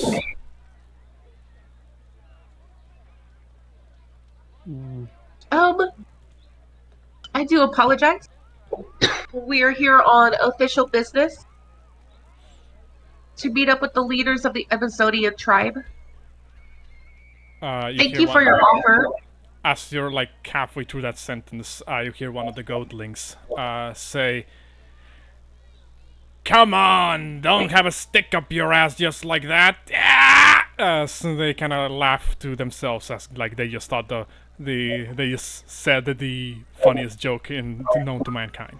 One of the cultists kind of does like a gesture to the goatling and like settle down, and he turns around and says, "Apologies for our companions, but we share the sentiment.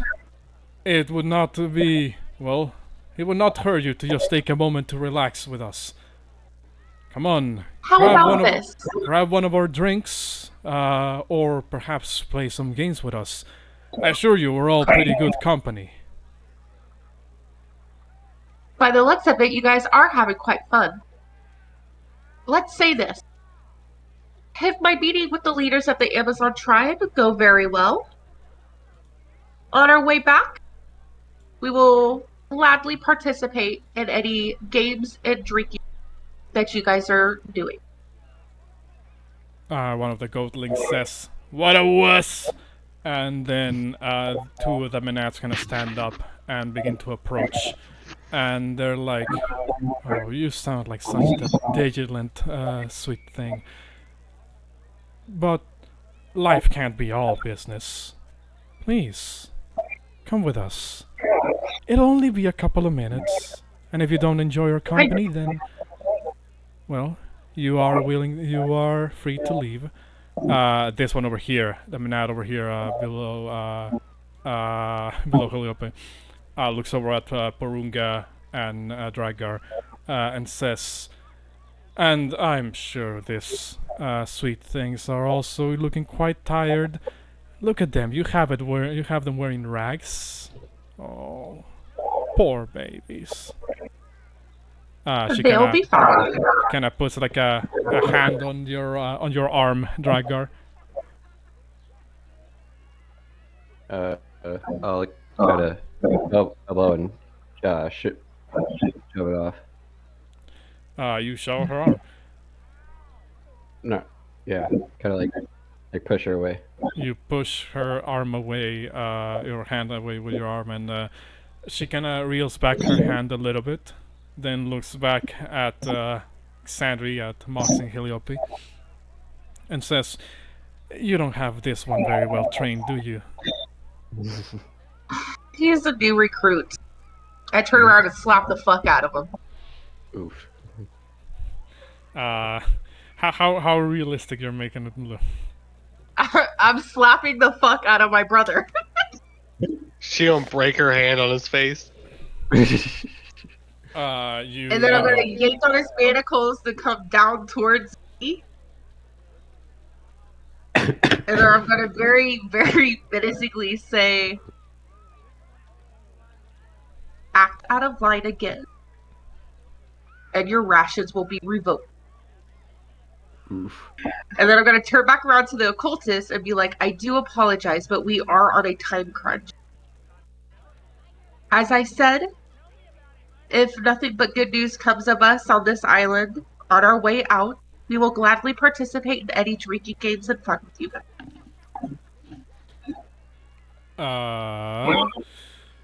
I want you to roll me a persuasion check. Okay. We try and open my list.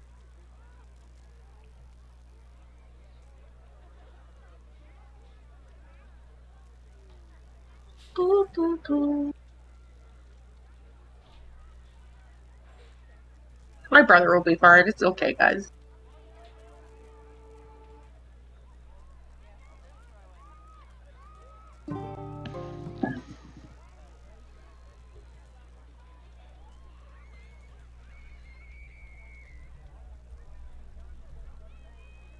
It's loading. All right.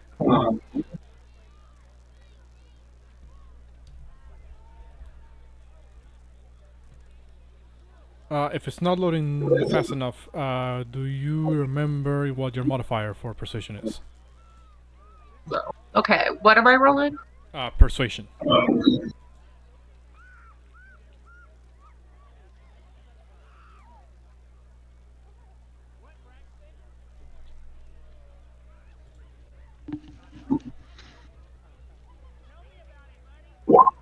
Ooh, let's go.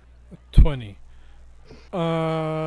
You see as the Menads, they kind of look at you and kind of... there's a bit of a sour expression that comes up in their face. Like they are, you know, like they were expecting things to go their way, basically. And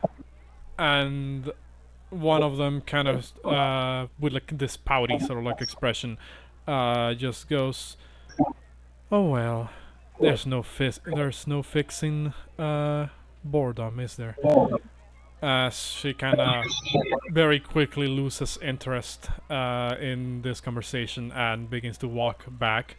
The other Menad, the one that was closer to Porunga and Drakgar, says, "If your owner seems to be very dull, you two are always welcome to join us, sweet things." As she then walks back. I jerk them along with us as we just start leaving. One of them, as you begin to leave, you hear one of the goatlings yell out, "Oh wait! Before you go, I have something for you." And if any of you turns around, you will see as the goatling begins to moon all of you. So he just shows you I don't even try and turn around. What's it called? They are some fucking disgusting little fucking things. So you guys leave with with no real conflict to be had. You know, though they clearly seem to have their eye on you all the way until you leave. You feel their eyes on your back as they look at you judgingly. What's it called? Give me one moment. You guys, however, otherwise managed to escape that without any further incident. The first hour of travel passes and invisibility drops. What's it called? You will need to recast it again if you want to maintain yourself hidden, Derek or Porunga.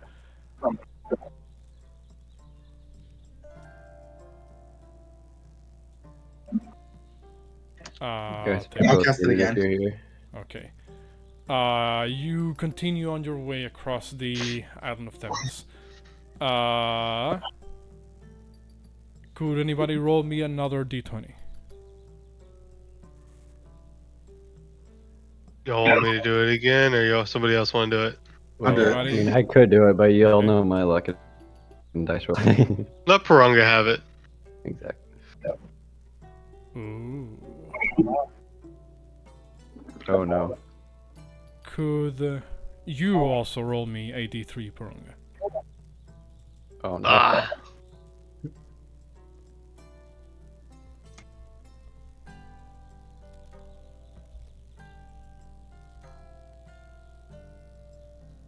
Okay. I hope it's good. Not entirely. So this was happen a couple of when you're like less than a mile away from the next shore of the island. The annexed landmass is well within sight at this point. You would be running around not really running, but traversing the surrounding area before noticing that at some point in the distance, relatively close distance, you begin to see a herd. I guess this would be the appropriate term. A herd of this, small deer-like creatures that, out of character, you would know them to be antelopes, but I'm not sure if in character you know what an antelope is. What's it called? They seem to be, just wandering wildly through the fields. It's kind of hard to tell exactly their position because you're looking at this from like a lower elevation, so they're kind of like in a plateau, bit of a distance away from you. You see around 4 of these, who kind of just are wandering around, completely unperturbed, until you notice that they all seem to turn around in like instinctively, as if they heard something that is just a little bit beyond your line of sight. Before they all begin to run in a completely opposite direction of where they were going. And however, one of them that looks back, you see as his movements become a bit sluggish. It turns around, and then when it tries to turn back, it seems to move very slow until it goes into a complete standstill. Because this happened in a distance, you couldn't really see exactly what was happening until you noticed that a part of their body has begun to solidify into stone. And then suddenly the rest of the antelope's body is now turned completely into stone. After a couple of seconds, you see what was the cause of this, as in a kind of like thundering charge. You see those, you see a bunch of rhinoceri kind of come in, but they're not alone. You see on top of the rhinoceros, they have a group of, each of them. They have an Amazon warrior riding on top of these creatures. And in one hand, the Amazons hold the reins for the rhinoceros. In the other, they hold a leash for what you identify to be basilisks, that have kind of like this sort of like harness around their bodies that ends in a blinders of sorts, like the ones that you see they put on horses sometimes to kind of make them look straight ahead. It's something like that for these basilisks. What's it called? You see as the Amazon warrior that has seems to be leading this group. There's roughly 4 of these rhinoceros with 4 Amazon warriors each, but only 2 basilisks. What's it called? You see as the one that is leading the charge. Also, there's a lot of noise coming from someone's mic. I can't tell who it is. Oh, sorry, I'll forget it. I'm not sure if it's yours. What's it called? Alright, well, I guess that did it. What's it called? There's I think it's Cass's mic, actually, that is also making some noise. What's it called? The head of this hunting party seems to look around and say, "We lost most of them, but I suppose we've been hunting for quite a while now." She kind of lets the basilisk loose. Or not loose, rather seems to not hold onto the leash as tightly as she did before, to give her a little bit more leeway. And you see as the basilisk begins to approach the antelope, the petrified antelope, and begins to just eat, starting from its legs. Some of you guys would know the basilisk spit produces a substance that unpetrifies things.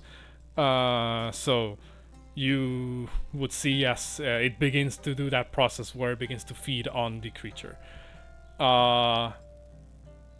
As this is happening, Moxie kind of looks back at you guys and says, "Hunting party, we're this close to the island too. I would advise we hide from them, but if you believe we can't do that, then I hope you're really good at talking your way out of things."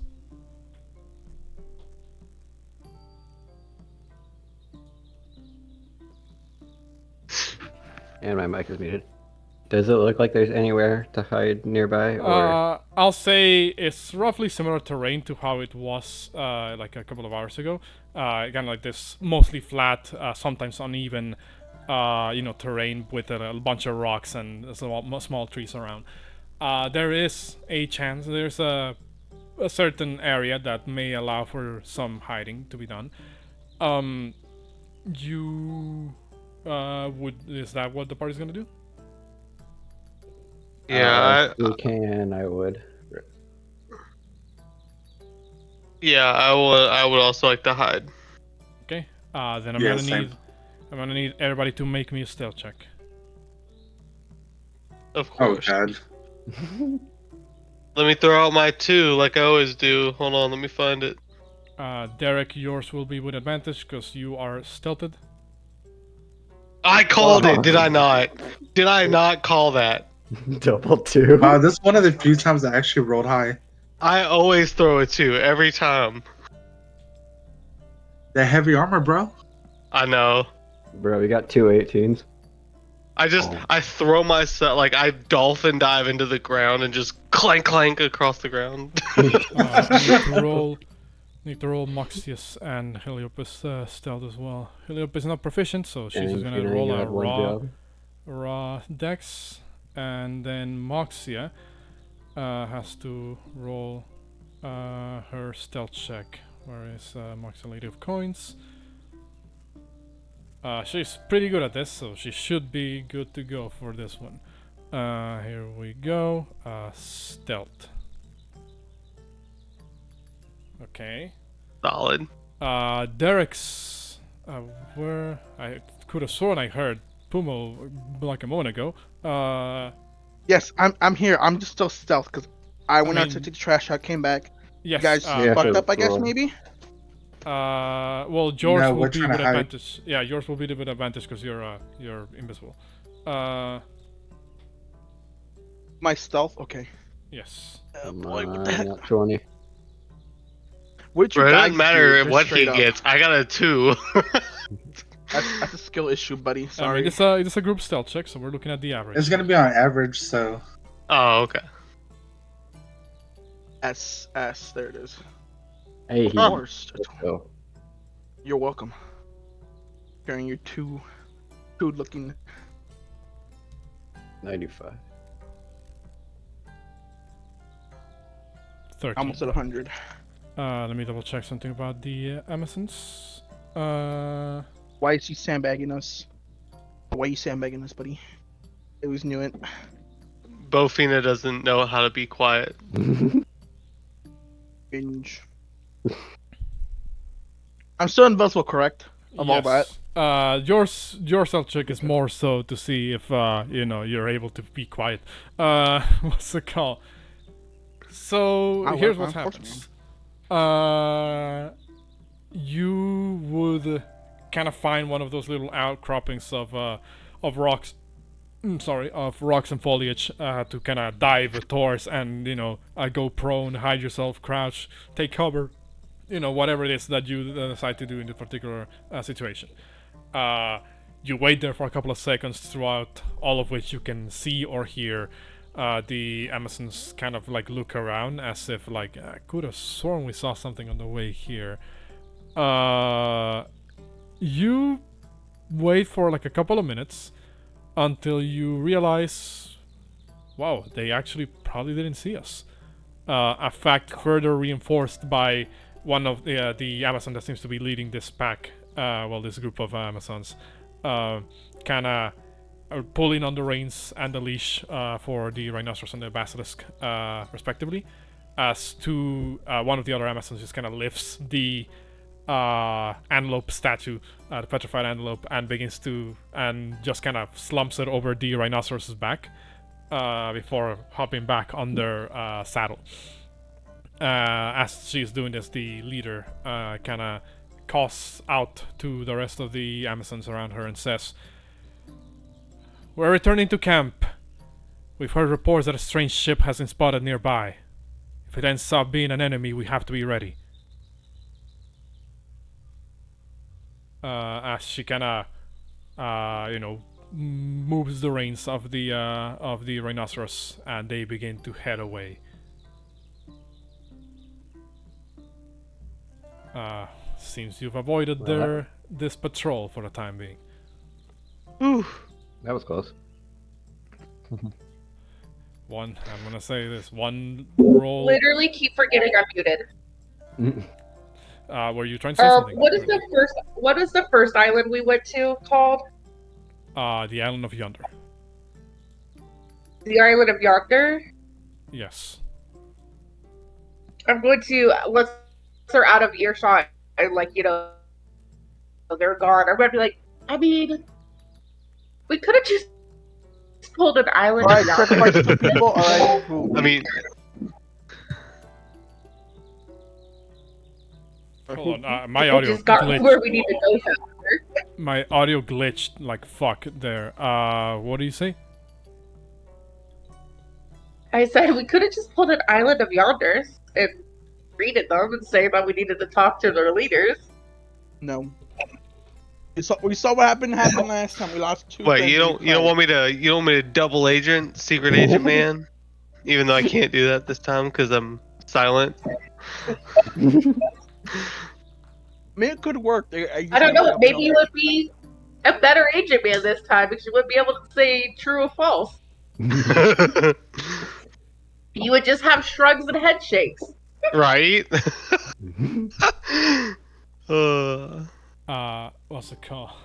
Moxie just kind of takes like a deep breath and says, "Well, as much as I would have loved to see how you would have negotiated your way out of that," kind of gestures at Bouxfhades, I feel like the mortality rate of those who come along with this journey might be a bit too high for my liking when that happens. So, forgive me if we didn't stop to say hello.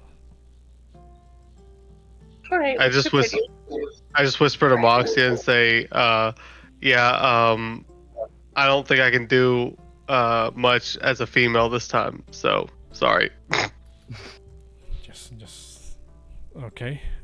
She kind of We really need to get you some new armor. kind of looks confused and says, "Well, I suppose that's fair enough." As she says this, she kind of looks over in the distance and points at this sort of like large mass of land that is like further beyond the shore of the island of Themis, and says, "That's our destination right there. It may look like it's surrounded by water on all sides, but if you take a closer look, the water is shallower in one of the areas around. There should be a rock pathway that we can follow to get all the way there."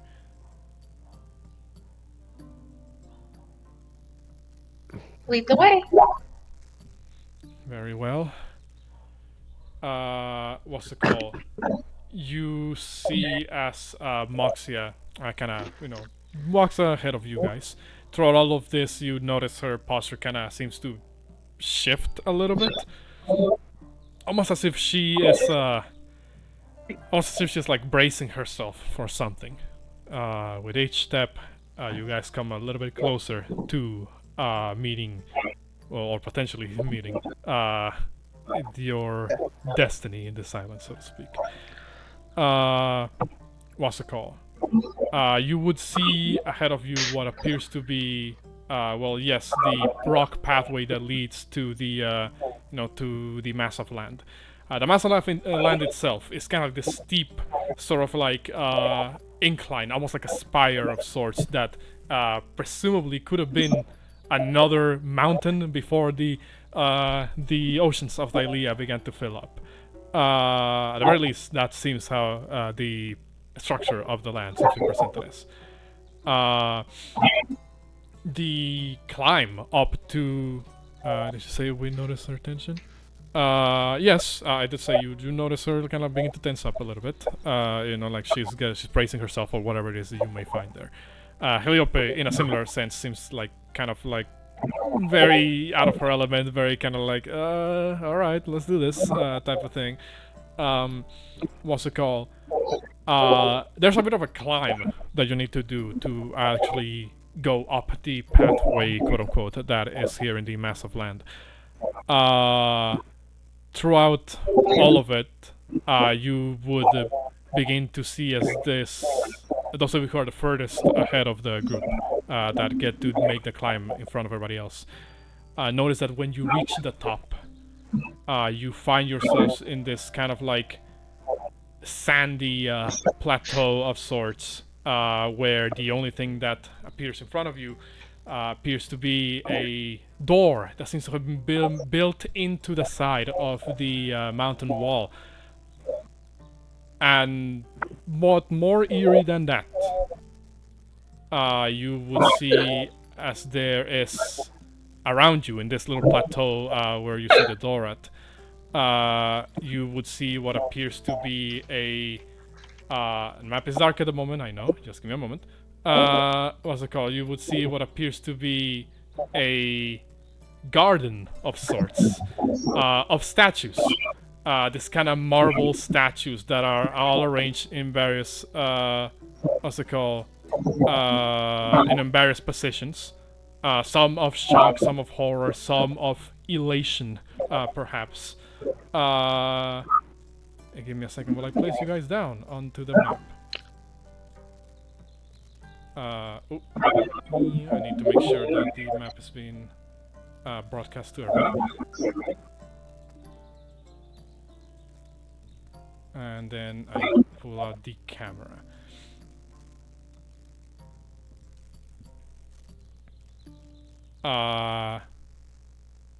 Can you guys see the map? Yes.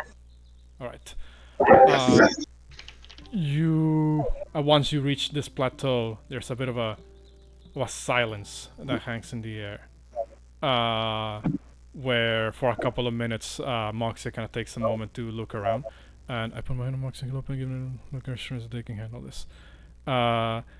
What's it called? Moxia looks back at you, Bouxfhades, as you do this, and kind of just looks at your hand, looks back at you, and then says, "Right. Isn't that big of a deal. We're just, here to rescue a giant to potentially kill my sisters. No pressure." As she kind of like just shrugs, pats your hand. What's it called? So yeah, there's a moment where she kind of looks around at the statues and says, "This wasn't here before. I would suggest we are a bit more cautious from here on out. That door right there should lead us to the inner temple, which descends all the way to the bottom of this mountain. Well, who wants to take charge here?" Not sure if I should lead because I'm the prisoner at the moment, but I'm going to be So completely honest. essentially we're in the lair if they're all here, right? What do you say, Xander? So we're in the lair and they're all here. This is her sister's lair, correct?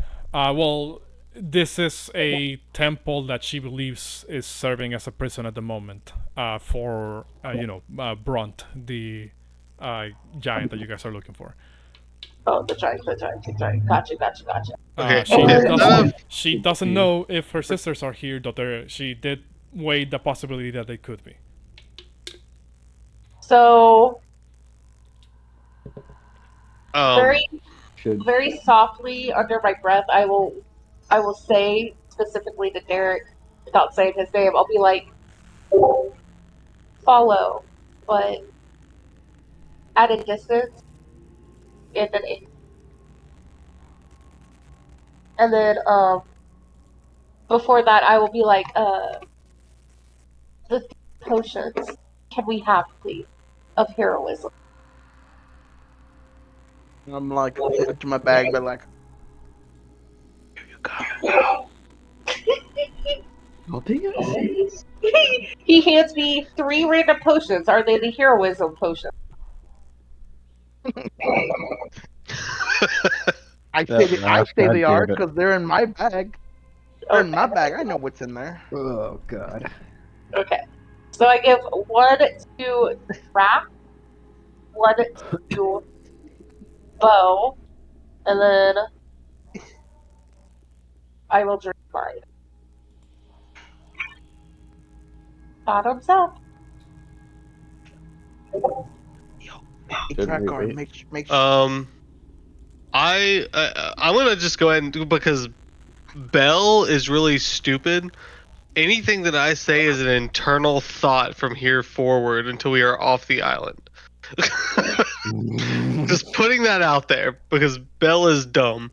Bo will also drink his potion. Are you sure we should drink them now? Well, they last. How long? For Did, an wait, I hour. thought, They last an hour. Oh, an hour? So if you were to take a short rest, it would disappear over the course of that short rest. okay, I'll hold on to mine then. I thought it lasted longer than an hour. I thought it was till short rest. I read it wrong. That's Well, a then bit. I will That's video gamey. But yes, continue. put mine in my little side pouch. Do my best to fit it in there. Yeah, I'll also wait for mine. That's my bad. I thought it was until short rest. I read it wrong. What's it called? Moxia looks around, looks at you guys, and says, "I will. If I were you, I may consider the disguises. They could work for a bit, but the further we go into the temple, the more restricted the areas are going to be. At some point, we won't be able to rely on that explanation." So essentially, our disguises are probably only going to be good for so much longer.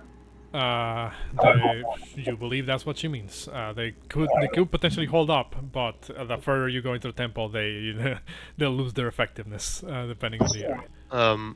Bo will step up to the door and wait for Xandri and the party, but he is there as guard just to make sure that when we open the door, nothing is there. And I put my hand on my weapon, ready to draw.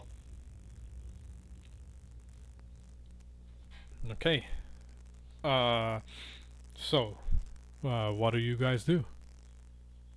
I'm gonna continue to follow everybody else and not try to act and keep acting like a prisoner. Okay. I'm gonna follow behind Exandri. Okay. I guess I'm leading the way. As I lead the way, I'm kind of looking at the bodies on the ground, and I'm going to ask Moxie, I'll be like, what is your code name? What is your what? You cut off for a moment. What is going to be her code name? Her code name. Change her name. She will say, Her name change. Call me Pyrrha. Original. Okay, Pure. I feel like you just took that from my Discord name, no lie. Well, no, it's a very Okay, common Pyrrha. Greek. I It's a like very that. common Greek name. What's it called? Bouxfhades, as you fucking put your hand on the door, fucking something happens. So, Bouxfhades, you approach the door, and don't say you didn't, because I fucking saw that shit open for a couple of seconds there. What's it called? As your hand begins to approach the door, you begin to hear a strange noise coming from behind you. And the rest of you hear those noises as well. You see as some of the statues that, as I described before, they're kind of like the statues of, well, mostly, male-looking figures, all in various states of dress, I guess. Some are a little bit more lighter on clothing than others, like, Greek togas and the like. Others are a little bit more sort of like armored up, like they were soldiers or something. What's it called? You notice that the sound doesn't emanate from the ground around you. Sound emanates from the statues around you. As Moxia looks around, she's like, "Oh, I think this is going to be bad." As some of these statues begin to move as they take battle stances. And I'm gonna need I you pop guys. the lid on my potion and swallow. I'm gonna need you guys to roll me initiative. That's gonna be interesting. I have my potion and swallow it. I say you were able to fucking drink that potion before we start. Can I count my hand on my greatsword as a ready to action? What do you say? Now that I have. I said, can I count my hand on my greatsword as a ready to action? Well, ready to action for what? Like obviously if anything happened, like I would be ready to attack. I mean, you'd be ready to draw it, I suppose, but there's nothing really in range for you to attack at the moment, because none of them are within 5 feet of you. Fine. I forgot. Do I have? Sorry, guys, I'm still invisible. I can't do anything. Sorry. Good luck. I mean, I give Derek the 4 fingers to go hide. Oh. What is if I was to let's say I was to Derek, grab. don't move. Derek, go back to where you were. Who said you can move out of initiative? That's fine. Oh, why did my initiative not ever roll? Can I ask a point of information? If I was to grab Drax's axe off my arm and like throw it toward him, would that count as an action or an item interaction? That would be an action because you're actively exerting physical activity to move, to throw the axe at him. Okay.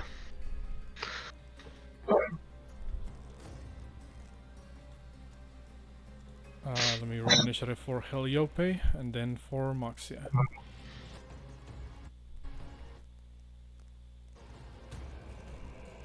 Why does it not let me fix it?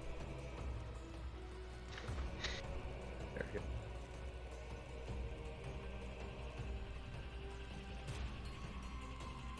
Alright, there we go. In that case, is that everybody? I don't see Derek initiative. Are you sure? I'm not fighting? I mean, At all? it's important. Well, you can still roll initiative and scout around. Yeah, you can still roll initiative and move around. What's it called? And in the God forbid, in the chance that there's an AOE casted, it might be important for you to be there as well. Can I ask a question? I see like 7 statues, but only 3 enemies. Is that correct? That is correct. Only 3 of these statues, started moving. Okay. I just want to make sure my game wasn't like acting weird. That's fine. Alright, so, Derek, what do? You just hide? Yes. Okay. I do absolutely nothing. Alright, so you just, you make yourself small, sit in the corner, roll me stealth with advantage. Oh my gosh. Alright, hold up. I got this. Hold up. Stealth with advantage. You believe the statues are not even worried about where you potentially could be because they don't see you or hear you. That's a little bit for you, I suppose. Drakgar, is your turn. Hold me again. So right now, Bo hasn't given me my axe, right? Yeah, I can't do anything yet. Yes. Also, you're not in the Okay. grid. You only move in the grid. So I'm gonna use. Wait, so they're stone statues, right? They're not really humanoid. They. Okay, so Let me zoom in on that image for you. They appear to be statues of this half-naked, men that seem to be made entirely out of marble, like it's very smooth material compared to some of the other statues that look a little more rougher. okay, so I'm gonna rage, and then I'm gonna run forward, and I'm gonna try to shove it to the ground. Okay, you can try that to is- shove it prone. It'll make a athletics check against you. Let me see something about it. Do I also roll athletics, right? Or Yes, you have to roll Okay. athletics. alright, and then it would be advantage because I'm raging. Oh, baby, let's go. Yes, it got an 8. Natty 20. It is now shoved prone. You kind of run up to this one and then just kind of grab this statue by the shoulders and then use your leg to kind of sweep underneath them and just hits the ground and with a completely unchanged expression. Okay, so that would be 5, 10, 15, 20. I'm gonna do the same thing to this guy. You're gonna take an up attack with disadvantage from the marble statue you moved away from. Sounds good to me. The one that's prone? Yes, you can still attack while prone, you just do so disadvantage. Oh, okay. That's That is a 12, whip. which will miss. So go ahead, continue, Drakgar. Whoop-pow. They can they beat that? They cannot. This one is shot prone as well. Let's go. 2 20s in a row. Alright, that's it. And watch you not roll another one of those for the rest of the session. Probably. If I do, I'm getting a lottery ticket. Okay, so I get 2 attacks, right? Mm-hmm. So let me talk this through because I've never done anything like this. If I move forward and I attack this one, can I use my Can I use my item interaction to grab Drak's weapon, and then use my second attack to throw it at this statue over here? Are you proficient with improvised weapons? How do I check? Should be on the left side of your Have sheet Tower on your Crawler. proficiencies. I'm proficient with martial and simple weapons.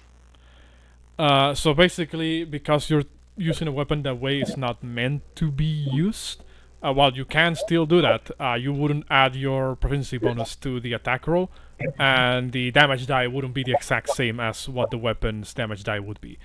Okay, that's okay. The main goal is to get the weapon close enough to Drak that he can pick it up. Okay. Sure. In that case, you can make your first attack with your regular weapon. Okay. So I'm gonna do a regular attack on the one next to me. Yep, that hits. Damn. Did that roll or did it not? I clicked it. It rolled the attack, and that was a 30, so that hits. So roll me damage. Well, I clicked the button, but did it roll for you guys? Because it didn't roll for me. Like I hit the greatsword button. Okay. It rolled for us. You may need to scroll down on your chat log for Roll20. Sometimes it doesn't automatically put you there. No, it's. I'm just gonna roll the greatsword attack again because I don't see the greatsword attack.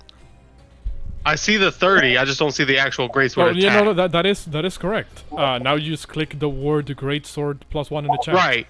I clicked it, but it didn't show for me. I just want to make sure it didn't show for y'all. Okay. No, it didn't show for us. Okay. So that's 12 points of damage on the marble golem. Let me double check something about their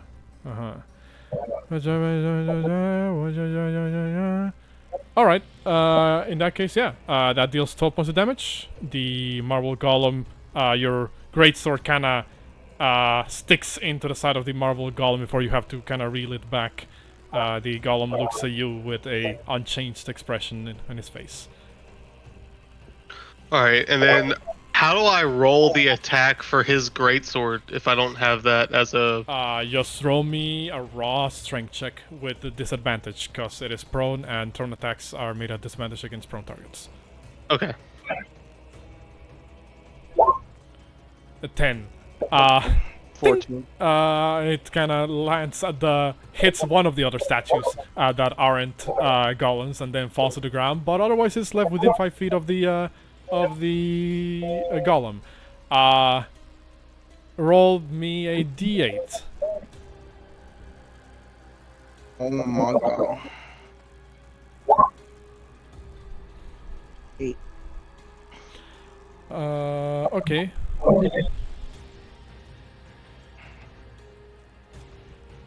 So you're in luck, Drakgar. That was actually left right there below you.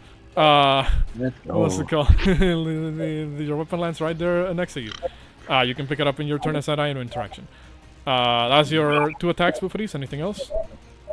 That will be it for me. Alright. Porunga, it is your turn. I'm gonna use this and jump to the other side of Exandria. What spell are you casting? Oh, That's Tempestuous Magic. Well... can you take your staff off of that? Really? Before... okay, so yes, so it's before or after you cast a spell. Okay, so yeah, it's before. So you fly over there. Then what do you do? I'm gonna use my item interaction and grab the staff off of her back. Okay. Wouldn't you have taken your staff And- before you? Well, I'm still right behind you, so Okay. Oh, you're just up in the air? yeah. Well, yeah. And I'm gonna I'm gonna twin spell Firebolt. It has to be a spell of first level or higher, I believe. And because you use Tempestuous Magic. Oh, okay. 1 second.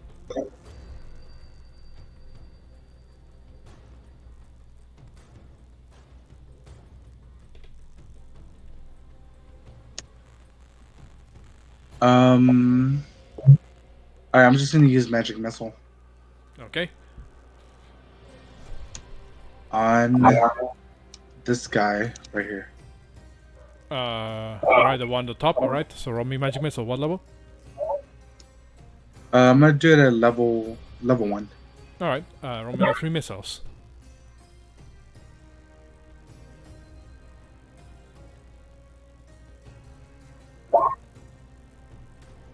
Dang. So 13 points of force damage on the golem at the north. You see as your 3 missiles impact the golem. It looks like it still has some fight left in it, though. Alright, I'm gonna end my turn right here. Okay. Golem at initiative count 14. Will kinda... Is this one of the prone ones? Yeah. This one will rise up like the Undertaker. Upper body first, and then the rest of his body. And then we'll look at you, Drakgar, and in a sort of like automated voice, will say, "Intruder detected. You will be removed from the premises. Queen Thessalia commands it." And then it will be 2 spear attacks on you. Actually, does this one have a spear or a slam? Let me. I'm gonna roll a 1d2.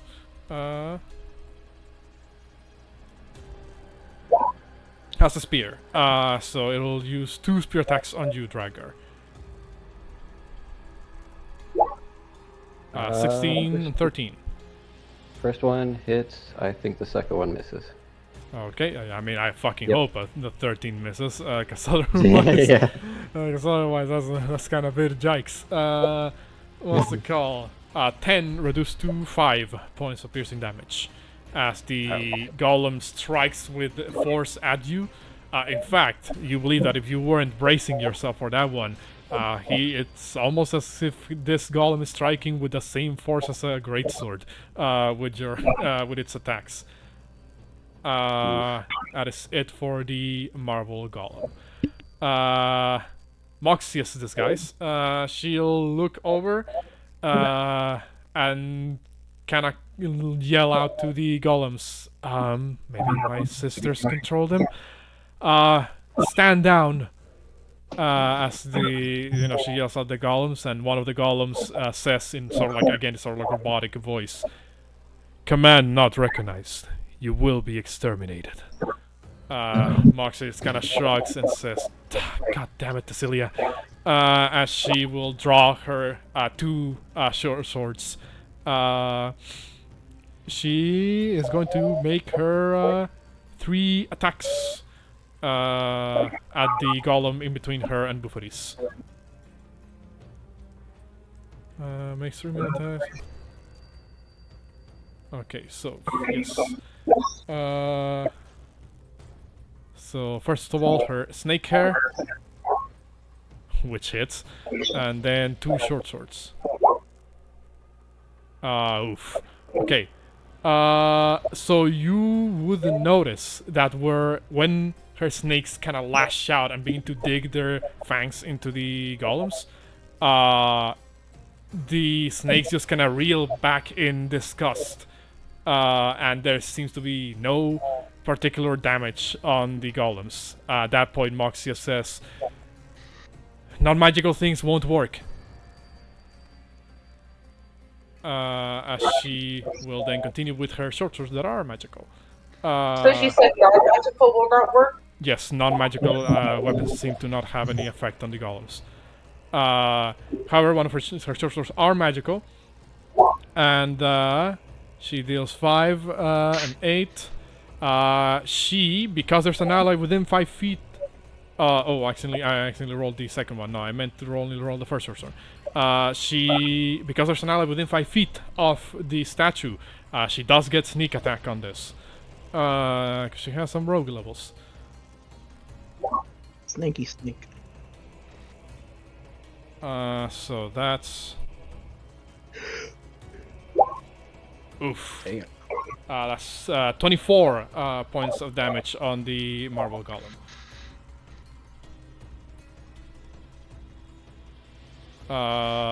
She is gonna stay right there. Exandri. Alright,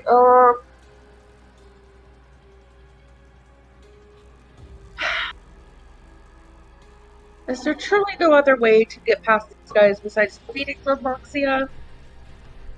Don't ask me. These things weren't here when I was here. Can I observe them? Is there like a mechanism that we could hit or trigger that would make them deactivate? You can try to roll perception check. Like, are they like actually truly like magical, or did we trigger them doing something? Again, you can make me a perception check. 17. You notice that there is a couple of symbols on the handles of the bronze doors in front of Bouxfhades. At first, you didn't quite pick up on this, at first glance. But it seems like there was some form of effect that happened there, but now the effect kind of dimmed and vanished. From the form of silent alarm of sorts that alerted the golems. As far as a mechanism that you can trigger, hit, activate, or deactivate rather, you are fairly certain there isn't anything mechanical here. And if there was something magical, it probably vanished the moment the Bouxfhades tried to interact with the door. So it seems you're fairly certain fighting is your only way out. Okay. Don't second guess. Are the sigils on the door like bright as day? What do you mean? Like, are the markings on the door, the magic circles, like, are they clear as day that they're clearly there? Not anymore. They like dimmed out the moment you you turn around and you see like little sort of like sigils on the handles of the door. They kind of go like, and then they dim down, as if they had just recently sort of like discharged their magical effect and then, disappeared. I'm shaking my head. Bouxfhades, E5 Bouxfhades. Have you not learned what magical circles are yet? Look, I'm just saying, I meant to stand by the door, not actually touch it. So if I touch it, that's 100% my bad. you say all this in your head. Yeah, I say that in my head, but you know. You just shrug. Yeah, that's what I was gonna say. I just throw my hands in the air like, well, shit. I don't know what to say. So Cassie, just make sure she is correct. This is a statue that's alive. Yes, all the ones And that have this is a tokens. statue that's alive. I'll say with that same sort of like perception, you notice the statues that are currently moving that are attacking you. They look a little bit too samey, too perfect to be people. You believe these are just like magically created golems. Okay, so they are created golems, not petrified people that are somehow being robotic controlled puppets. Correct. Okay. Trying so hard. Okay, I'm closest to. I'm going to fly up to the one next to our girl, because I don't want her in danger. And let me add my armor, my temporary hit points. Okay, and then I am going to my hand, which is already somewhat scarred at the moment, just above my wrist, black already. The necrotic veins are going to start seeping up towards my elbow as I will cast my bread and butter. Not that. I didn't mean to click that. That was my cat. I will be clicking inflict wounds at base level on its face just to test it. That hits, of course. Okay. 23 does hit. This is necrotic damage, right? Correct. Let me check something. I don't want to do it. I'm just doing it at level 1 because I don't know how it's going to affect the statue. It seems necrotic seems to do just fine on the statue. This one was prone, so that's actually an advantage, but doesn't matter because you still roll 23. Takes 18 points of necrotic damage, and took damage. Still looks to be kind of standing. What's it called? Well, not standing because it's prone, but you know what I mean. You hear it speak in a robotical voice, kind of like, damage sustained. Looking for advantage opportunities.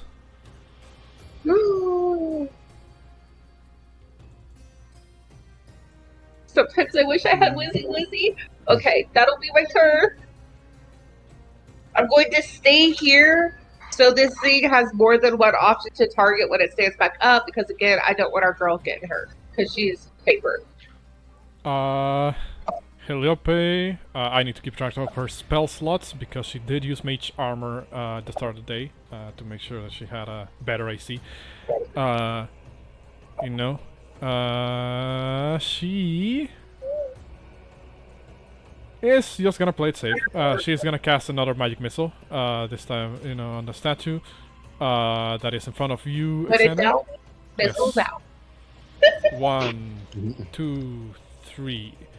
So that's 10 points of damage on the marble golem in front of her. Still operational. It is a fucking chunky ass golem. I have a question. Yes. Out again question.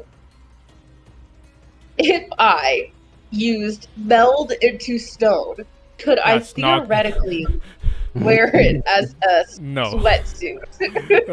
No, because fucking, I'm pretty sure Mulling the Stone specifies that it has to be an object or surface. They are technically considered creatures because they're constructs. Okay. I was just curious. It was just a random thought I just had. Xander's trying to become Iron Man. No, I was thinking of Toph from the Calm down Avatar there, when she Iron breaks Woman. down the door, the airbender's lip, and turns into a metal man. Yes. Oh my god, that would be hilarious. Alright, that is Cleopa's action. She can't really do anything with her bonus action, and she can't really move because she'll just. Oh, wait, no. That one already tried to attack Drakgar. So she can move away. She says, I'm sorry, Xandri, but I work better when I'm far away. Don't worry. take this personal. She's going to move 5, 10, 15, 20 feet over here. That's that for him. He's basically standing at the edge of the little in the mountainous area there. The marble golem that was in between Moxia and Bouxfhades. So both of you heard it, but it's going to have to determine who is the better target.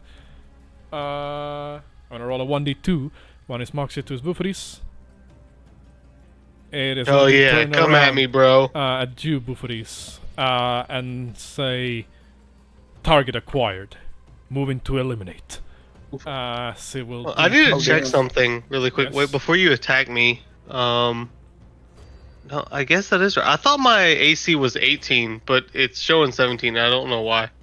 Because you have splint armor. Plate is 18. Splint is 17. Yeah, but I thought I had 18 earlier, and maybe I'm wrong. I don't know. Did you have a shield earlier? I did have a shield earlier. Maybe that's You what. took your shoot off for a greatsword, right? Yeah. Okay, that's what it is. Just kidding. Okay, we're good. Okay. It's going to take 2. Actually, so this one has a spear or just its hands? It has a spear as well. So it's going to take 2 spear attacks at you for this. Well, you know my AC. Stabby stab. Second one hits. One of them hits as it kind of gets you on the side of the ribs for 12 points of piercing damage. And since I don't want a negative inspiration, I make my girliest injured sound. Okay. Sure. I said that. I think you admit just it, I said deleted. that. I think you deleted your entire HP bar there, Bouxfhades. Yeah, I'm Oh working my on god, it. he died. He Sorry. got one shot. No way. He got one I'm working shot. on it. That was an accident.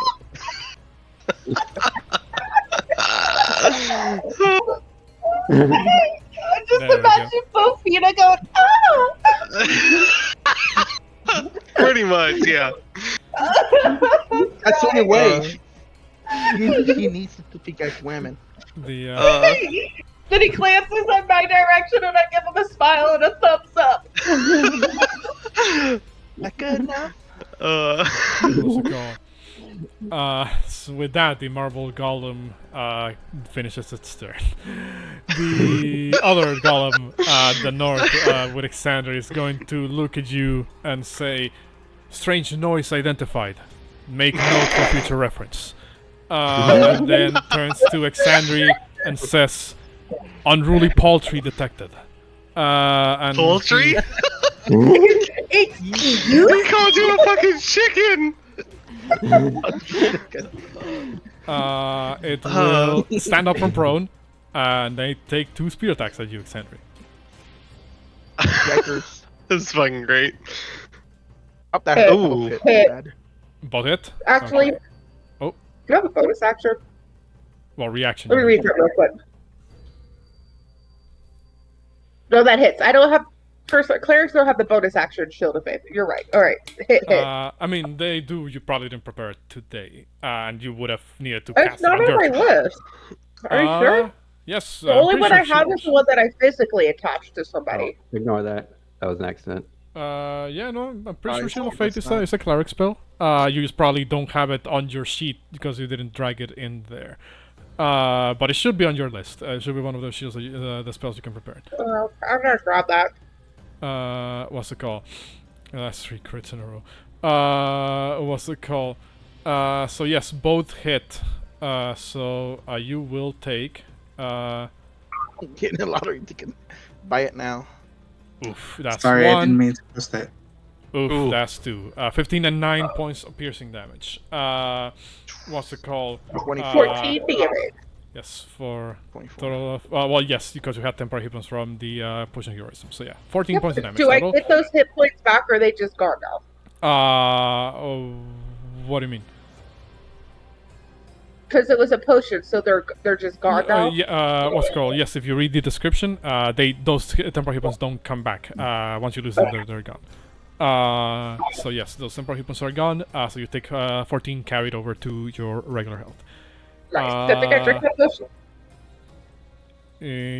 The golem stabs you twice, then says, "Reminder: serve skewered paltry to Lady Thessalia." Derek, it is your turn. Bofina giggles at that statement. Pretty paltry. Hold on, what did he say again? Something poultry. What did he say? Basically, the golem is identifying Exandri as other form of avian creature. Being called you chicken. God And damn. what was the you name think that he called her? Said unruly paltry. No. To who? To Lady Thessalia. You. Tesseria? Thessalia, which you would know Gotcha. is one of Marx's sisters. I know it's her sister, but I just want to make sure I understood how you're pronunciating her name. So Derek, Look like do this? you? No. I'll type it in a moment. Can I really do, to be honest? Well, your invisibility probably has like at least another minute or so left before it runs out, so you could stay hidden if you wish, or you could assist your allies. You got I mean, this. what can I really do? What can I really do actually without making myself visible? I did tell I you mean, to hide. Yes, I mean, I Yeah, you do, just- and that is Just true. like stay hidden, bro. I mean, I could just go on the other side of the door. You're right. Don't be dumb. Just stay hidden. Fine, I'll stay hidden. You're doing so good this session. You're doing so good. Don't ruin it. We don't know if the people can see through the golem's eyes. So it's a good plan to just stay hidden. The thing is, should I hide behind the door, go back outside, and have an encounter with somebody outside, or Well, I don't know, you're stay good. put? Where do you go? well, you're currently outside. This is like a little platform, in the exterior of the sort of like mountain-like island that you're currently in. So like the door leads you inside into the complex that is built within the structure. So up to you. What do you decide to do? Wait, we came down the hallway, correctly? No. You climbed The- up an incline to get to this platform. Oh. So we climbed the It's- platform. Like if you want to get an idea as to what the island actually looks like, not that you would be able to tell beyond the surface of the water. I Okay, could, in a moment, allow you to see, but you're gonna have to give me like a moment while I make sure that I don't show you anything that you're not supposed to see. I But understand, yeah. what's it called? But yes, what would you do, Derek?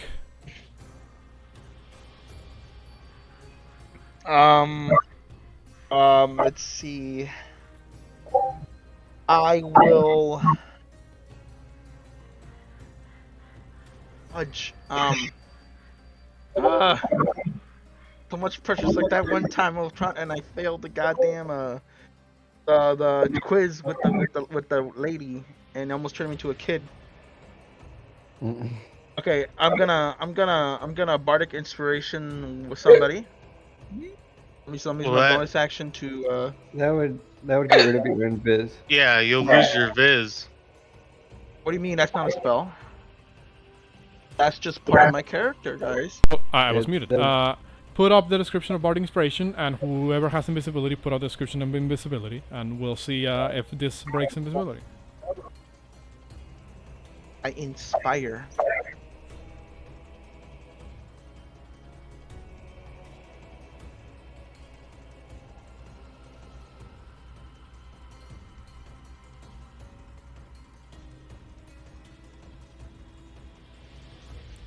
So. The spell ends anything a target is more the spell ends for a target if it attacks or casts a spell. I don't Bardic Inspiration a spell? No, Bardic Inspiration is not a spell. It's not attack either, obviously. So It's a racial feature. Well, no, it's a class feature, Derek. What's it called? But I guess based on the description here, it wouldn't break invisibility. So who are you bardically inspiring? Yeah, who do I give it to? I wonder. I have 5 people here. 6, because I'm going to include Heliopa. Let's see. Who's going to do the most damage and not screw over the rolls? Let's see. Drakgar already messed up all his, so I don't think I'm going to give it to him.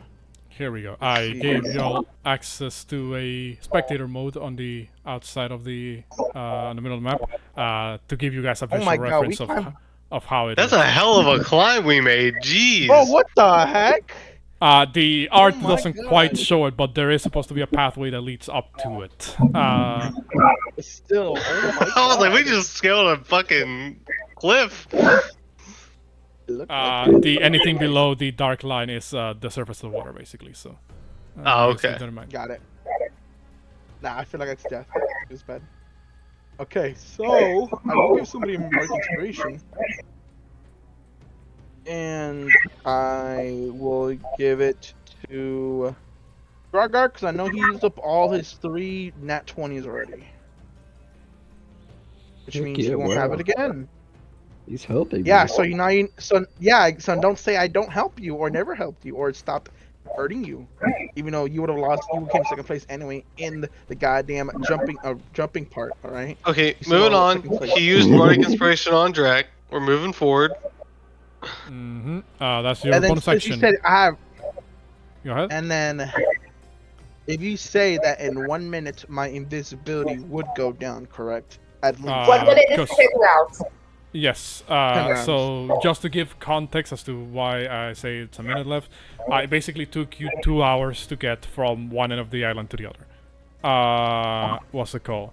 So that's why there were 2 castings of invisibility there. That's why the second casting, which is one you're currently on, is going to be running out relatively soon. Which is 10 rounds of combat, right? Yes. Then I will stay hidden then. Right Okay. here. Not moving a muscle. Just... In that case, you do your Bardic Inspiration, then just remain hidden to not give away your position. yes, because that's what people really want. You did have to make some degree of noise for doing Bardic Inspiration, because you're rallying your ally. So there's like a moment where the marble golems kind of turn around to try and discern where, this is coming from. But then they very quickly reassess their sort of like battle stance against your allies.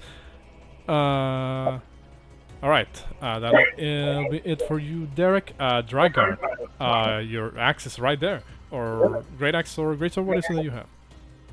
I'm gonna use my item interaction to pick up my great axe. Mm-hmm. And then I'm going to swing it recklessly at the guy in front of me. Mm-hmm.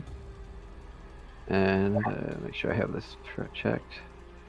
Bam. That is magical. So yes, and the macro broke yet again because it's rolling a 1 plus your strength. Give me 1 moment. Roll me a d12 in the amount of time that it takes me to fix that macro. 1d12, come on, buddy. So that's 4. So bad. What's it called? So that's 8 points of damage with your Great Axe, and plus the additional 8 from Divine Fury and Rage. What is the damage for Divine Fury you're doing? It did a total of 8 damage. Well, no, but Or the talking- damage type. You're doing. Oh, sorry. It's radiant. Radiant. Let me check if they are resistant or immune to radiant. Nope, they are not resistant or immune to radiant. So yes, they take. The golem takes 16 damage total, and all of it goes through because your weapon is magical. All right, that's your first attack. Second attack. The macro should be fixed, and that is a wait, hold on. You were recklessing, right? Mhm. Alright, so And that raging. is 13 points of damage on the golem, and it is still standing. Wow. Damn. These are fucking chunky golems, what do you want me to say? I guess that'll be it for me. Alright, Bouxfhades, it's your turn. All right. I'm going to the golem that's in front of me. I'm going to regular attack and trip attack. I don't know how I roll that technically, but I'm gonna trip attack and do a standard attack with a trip attack. Yeah, no, that is how it works. When you hit a creature with weapon attack, you can expend superiority die. So yes, roll me your attack, and if it hits, we'll do the strength saving throw. I say if it hits, like you don't have an 11 to hit. What's it called? The Marble Golem has to make a strength saving throw. What is the DC? My strength is 25. It doesn't but, matter, he failed. So takes 14 points of damage and falls prone as you chip away at the kneecaps. I add the superiority die, right? Yes, you add To the attack? I attempt to knock. You add the Yeah, you add the superiority die's attack to damage. Yeah. It's an 8, right? Or is it 6? It's a D8, I believe, at this level still. Oh! Which is an additional 8 points of damage on the Marble Golem. And I'm going to take my second attack. And it is now as prone.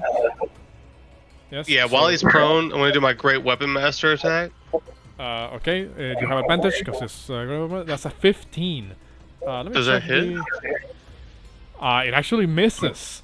You bring down your entire body weight on this one swing, and you see as the golem kind of uses the haft of his spear to kind of just knock your attack just off course while it's on the ground.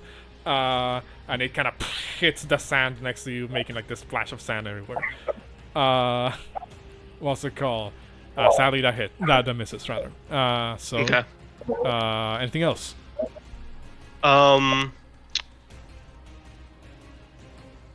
You know what's I'll save it. No, we'll call that the turn. Okay. Yeah, might want to save that action search. Porunga, it is your turn.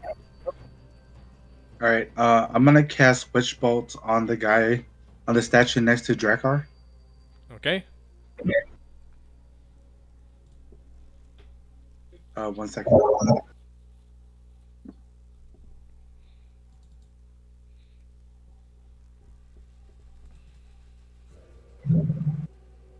Oh, That was Damn. was that the minimum roll? Yeah, it was, well, that's a D12, so yeah, 2. Rip. That hits Oh my for God. 2 points of lightning damage. Nice going, buddy. And then I'm gonna use a sorcery point to twin spell Firebolt. Quicken spell, you mean? Alright, yeah, cool. And I'm gonna aim for the one next to Xandri. Alright.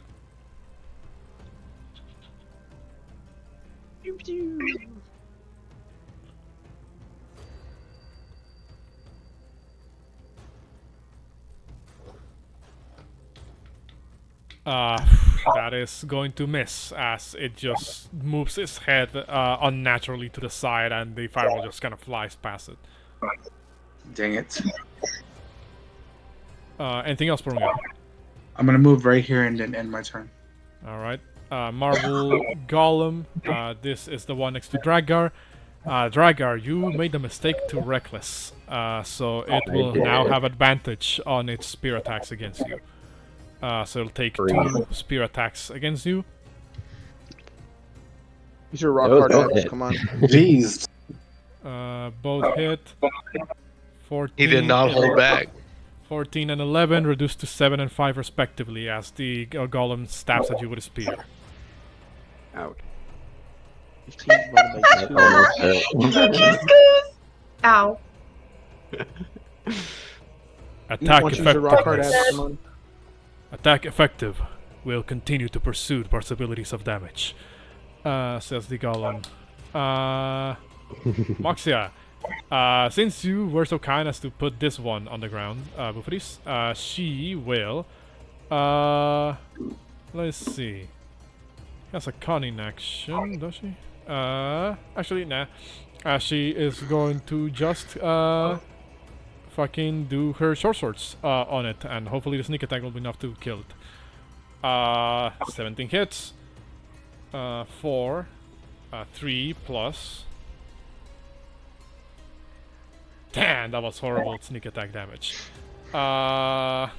Fucking. So 9 points of damage, and then she has her second attack with the short sword. 15 just misses. What's it called? Oh!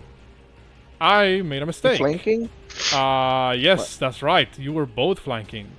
So Bouxfhades, That's what I thought. I was like, could you roll me that Great Weapon Master retroactively? Oh, me? I was Yes, thinking. the Great Weapon Master attack retroactively, because you were flanking with Moxia. So you Roll got- it again? I thought. roll me the damage for the Great Weapon Master attack, because you would have gotten a 17 instead of a 15, because you were flanking with Moxia. Ooh. There we go. What the fuck?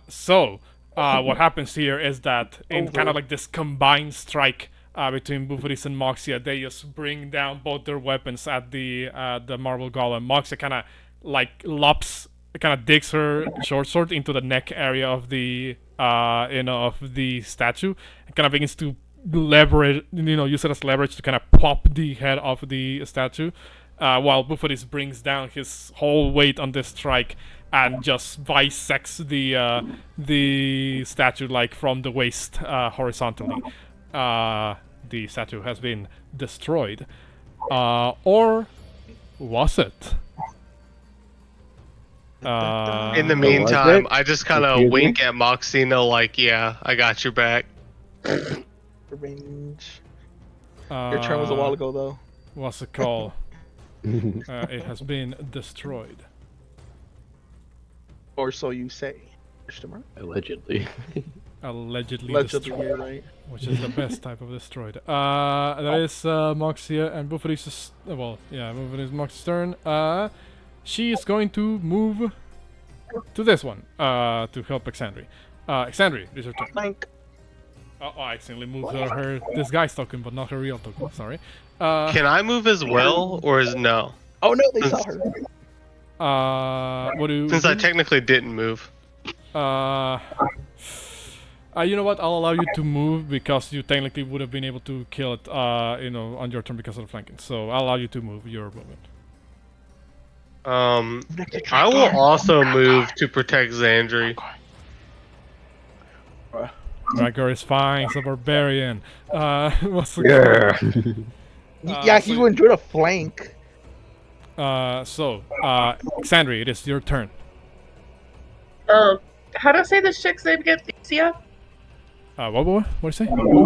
How do I say her sister's name again? Thesia? Thessalia. Thessalia. Yes. I'll be like, you should record this. Next time, tell Thessalia to not make you out of cow shit. And then I'm gonna cast Inflict Wounds again.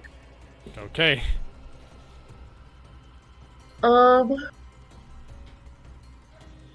It's flank. You get +2. 20 hits. And I will do it at second level.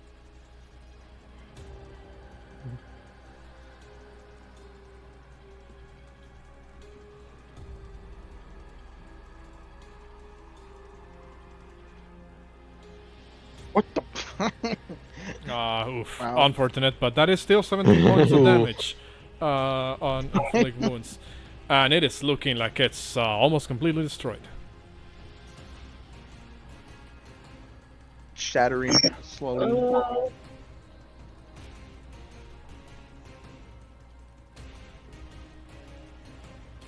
That'll be it. Okay. Heliope is going to look over at the golem that is in between Exandri, Moxia, and Bouxfhades. I almost gave her the fucking name of the dragon.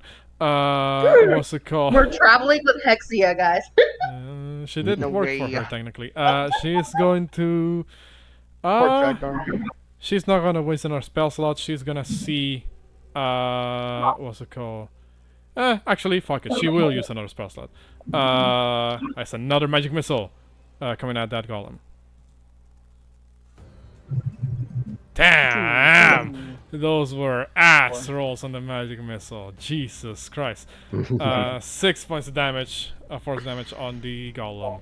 Running out of mana.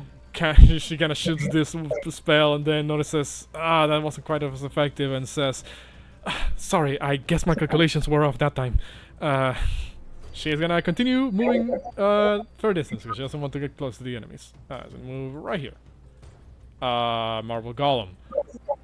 This was the one. It's the one that was destroyed, or was it? Oh no. You begin to hear as the golem seems to start putting itself back together, but there's segments of it that don't quite seem to realign, that just kind of fall to the ground. I need to roll a d4. Okay, quick point of information. How far away is the edge of this cliff where I could throw the motherfucker in the water? Right at the edge, right where you were standing. Good to know. What's it called? Are you So, thinking what You I'm have thinking? giant strength. I forgot. Yeah, I'm thinking what you're thinking. so even though it puts its torso back together, what's it called? The head remains lopped off from that Moxia took off. But it will stand back up and is now blinded. Therefore, I'll pick a random direction as to where it heads off into and see who it swings at. Oh no. Understood, please, I'm begging. Oh I've done wow, nothing. I've that's done everything actually right. right towards Bouxfhades. Is going to move, and with disadvantage, is going to try to take 2 staffs at you, Bouxfhades. Bring it. Okay. Both Oh my hit. god. Both still hit, damn. Blind man. Damn blind man. 9 and 6 piercing. 15. I will 15. say the golem looks very brittle. Like again, the regeneration process wasn't wasn't perfect. So I'm at 59. Yes. Other golem has 3 potential targets. I'm gonna roll a d3. 1 is Alexandri, 2 is Bouxfhades, 3 is Moxia. Come at 2, baby. Let's bring it. Well, Ophena's got this, bro. Your wish is my command, as the golem takes 2 spear attacks at you, Bouxfhades. You already know my armor class, so only 1 hit. Oh, a nat 20. Oh no. Oh, that's horrible. Crit. That is 21 points of piercing damage. Why did you get a +6? Oh, the 'cause piercing. it- Okay. Yeah, it critted. That's a good credit. That's it Minus for that 21. marble golem. Derek. Oh, you just wait till it's my turn, motherfucker. Very DM There versus are- player ha- mentality. Go ahead, Derek. Question. All right. I kind of want to help us out, but it's the thing that they still want me to be good and stay stealth. Because I got a plan that would help them, per se, throw them off into the water. That would cause me to Thunder break wave. my stealth. No. Derek is thinking in his mind, if I could just levitate one of them, maybe Drakgar can throw him off. That would blow Is your it- cover. Cough, cough.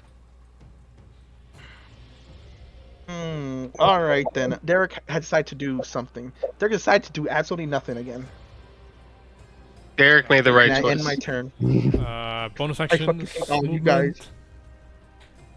A bonus action is I guess you could do let's see, Bardic still Inspiration blind. again. Or is that only one-time use? No, Bardic is as many I as he has uses for it. I have 4. I give 1 to you. You get to use. So, I mean, let's see. If it's possible, I'll just stand right here because it doesn't seem like the thing will want to move down. I hope, because God, if he moves down, I'm screwed. I think I'll be fine in this spot. I believe I'll be fine, but I will do absolutely nothing and end my turn here. But I'm praying. Praying Okay. you guys, please. In that case, give me a second. I forgot to mark this one as blinded. There we go. Drakgar, it is your turn. Well, seeing it get back up, sounds like it doesn't die normal ways, so I'm going to attempt to grapple the one that's right in front of me. That's athletics, right? Yes. And then since I'm raging, it's advantage. Yes. 24. They can try to beat that. They need a nat 20 to beat that. That is. No. Absolutely not. So yes, that hits. I'm gonna drag it over. Here's the edge, right? Oh, well, Or is you're it basically not by the outside? edge. Hold on. Or where's so, the- yeah, or where's the remember edge at? you're moving at half speed when you're driving carrying a creature of similar size. So I got 40 total, so it's 20. Bro, I'm Just right by the edge. move to where you would be moving. Is Well, Let's see. like move to where you would 5, be 10, moving, and that'll move the 15, token, in relative 20. distance to you. is that the edge, right? What's it called? I think he's asking where the edge is. Right there. Yes, that is the edge. I'm gonna send him off, per se. So that's funny. He's basically teeter on the edge. What I will need you to do is to use your second attack to shove him. Yes. That's So what I roll me was another gonna do. athletics check. Inspiration. And flavor-wise, I'm gonna Sparta kick him. Okay. Beat a I didn't need it. beat a 22. Oh, come on. He's basically Mark inspiration. He's defending against this. I usually defender wins in this case. Oh, can I use the Bardic Inspiration, or is it too late? You can. I mean, you don't need to even roll, because you just needed to get a 1 to beat him. So, with the Bardic Inspiration, you're able to Sparta kick this golem into the water. You see it fall into the water and begins to sink because it's made out of fucking stone. So this one is effectively no longer a threat to you guys. Out of combat. And that will be my turn. Alright, yes. In that case, Bouxfhades, it is your turn. I have a point of information. I may have messed up earlier. So when they attacked me with the spear, did that count as a melee attack? Could I have used riposte? Attack. I mean, I already rolled back the Great Weapon Master. No, that's fine. I just wanted to. I'm just trying to make sure I understand my skills properly. Yes, but the riposte does work, but only if they miss. So yeah, you would have been able to use your reaction to riposte. Okay, but again, I don't want to do it in the past. That's fine. I just from here forward, I know that I can use it if they miss. Correct. Okay, we're good. I am going to, I'm going to use a trip attack on the one in between Moxia and Xandri. All right. So if you hit, which puts me at 3 superiority die. And I'm gonna use a regular attack on him. Does it? And the great weapon adds a D8 to that attack. The attack's damage roll. A 15 will miss, and you're not flanking with anybody. That's why you won't get the +2 this time, because there's nobody adjacent from the thing. So sadly, that one misses. Okay. Then I'm gonna turn around and attack the one behind me with my Great Weapon Master. This one is blinded, so you have advantage. Oh my God. Fucking hits, yeah. 24. Shatters again. You see. Yeah, it does actually. This one shatters again. This time for good. You see as its body begins to turn into fine particles of broken rubble and dust, and then seems to fall completely apart, unable to pull itself back together. Got it. Double tap, guys. Y'all heard it here. Double tap. That's your 2 attacks. Anything else?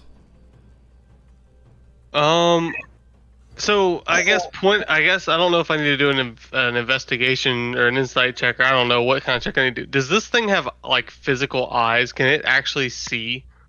I mean, looking at it, it does. I mean, it has, the features of a humanoid.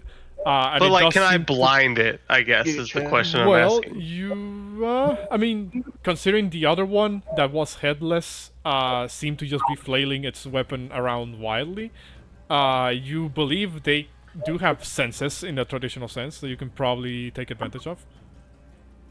All right, I'm going to use my gem of brightness, and I'm going to try to blind it. I believe that takes an action to activate. Oh, is it an action? Dang it, it's not a bonus action. Shoot! You're right. Just kidding. I will, I guess, end my turn then, because I thought it was a bonus action. I'm sorry. Alright, that's fine. Porunga, it is your turn. I'm gonna use Ray of Frost on the last statue guy. Okay. Raise it. You're right. Is it gonna hit this time? That's the question. 17 hits for 8 points of cold damage, which they are not resistant or immune to. Still standing, god damn. I need to rain here. I'm gonna say y'all got it, and then just end my turn. Okay. Speaking of y'all got it, Moxia, the Lady of Coins, will use her short sword to try and hit it. Oh. Dang. Well, and sneak attack damage, which doesn't even matter because it does reduce it to 0 hit points. However, knowing that it is not quite the death, Mox is gonna fucking try to double tap it. What's it called? So he just needs to hit and it'll probably be destroyed. So here we go. Oof. Completely, like, you see her try to, like, stab center mass on the golem, the marble golem now that it's on the ground. But her blade just can't find a point of entry or purchase into this one. She looks over at Sandry like, please finish it off before it raises up again.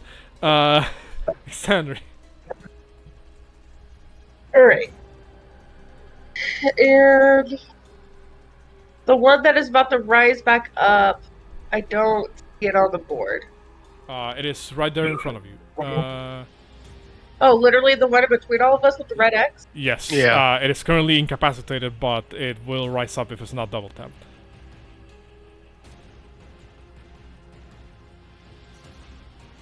Alright,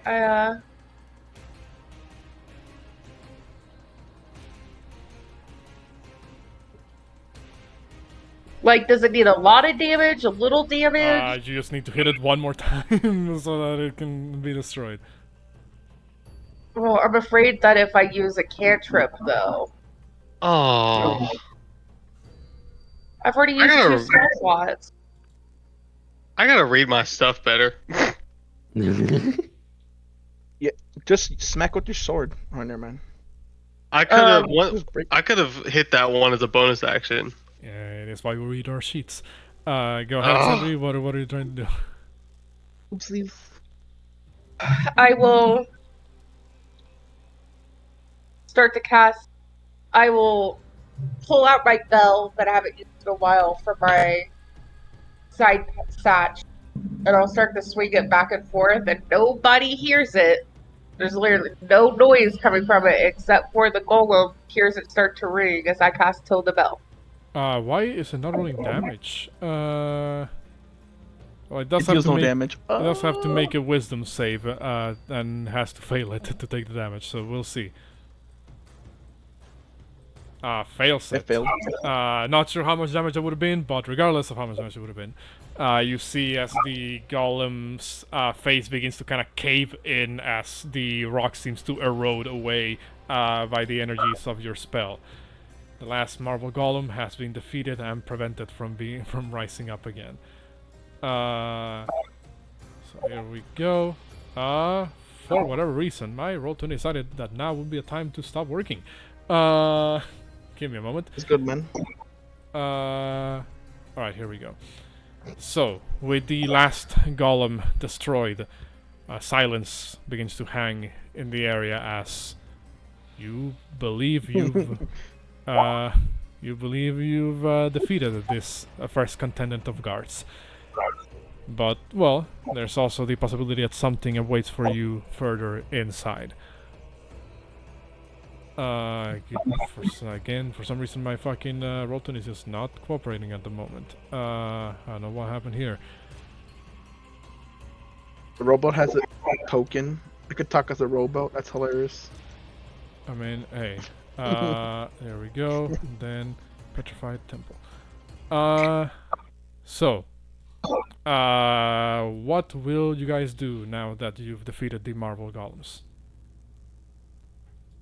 It's so hard to fight, guys. How hard Would was my it? handcuffs Oh my God. have been destroyed during combat, or Well, would I we assume they still weren't on? really, like, I was under the impression that you didn't just, like, actually bind the Drakgar's hands together, like, you made it so that he could break out Right. of them at any moment. Yeah. I was wondering if I was just making sure I had to break them or if they were Like, still on me. basically, the way it looks like it's like one of your wrists still has the manacles, but the other one is completely free.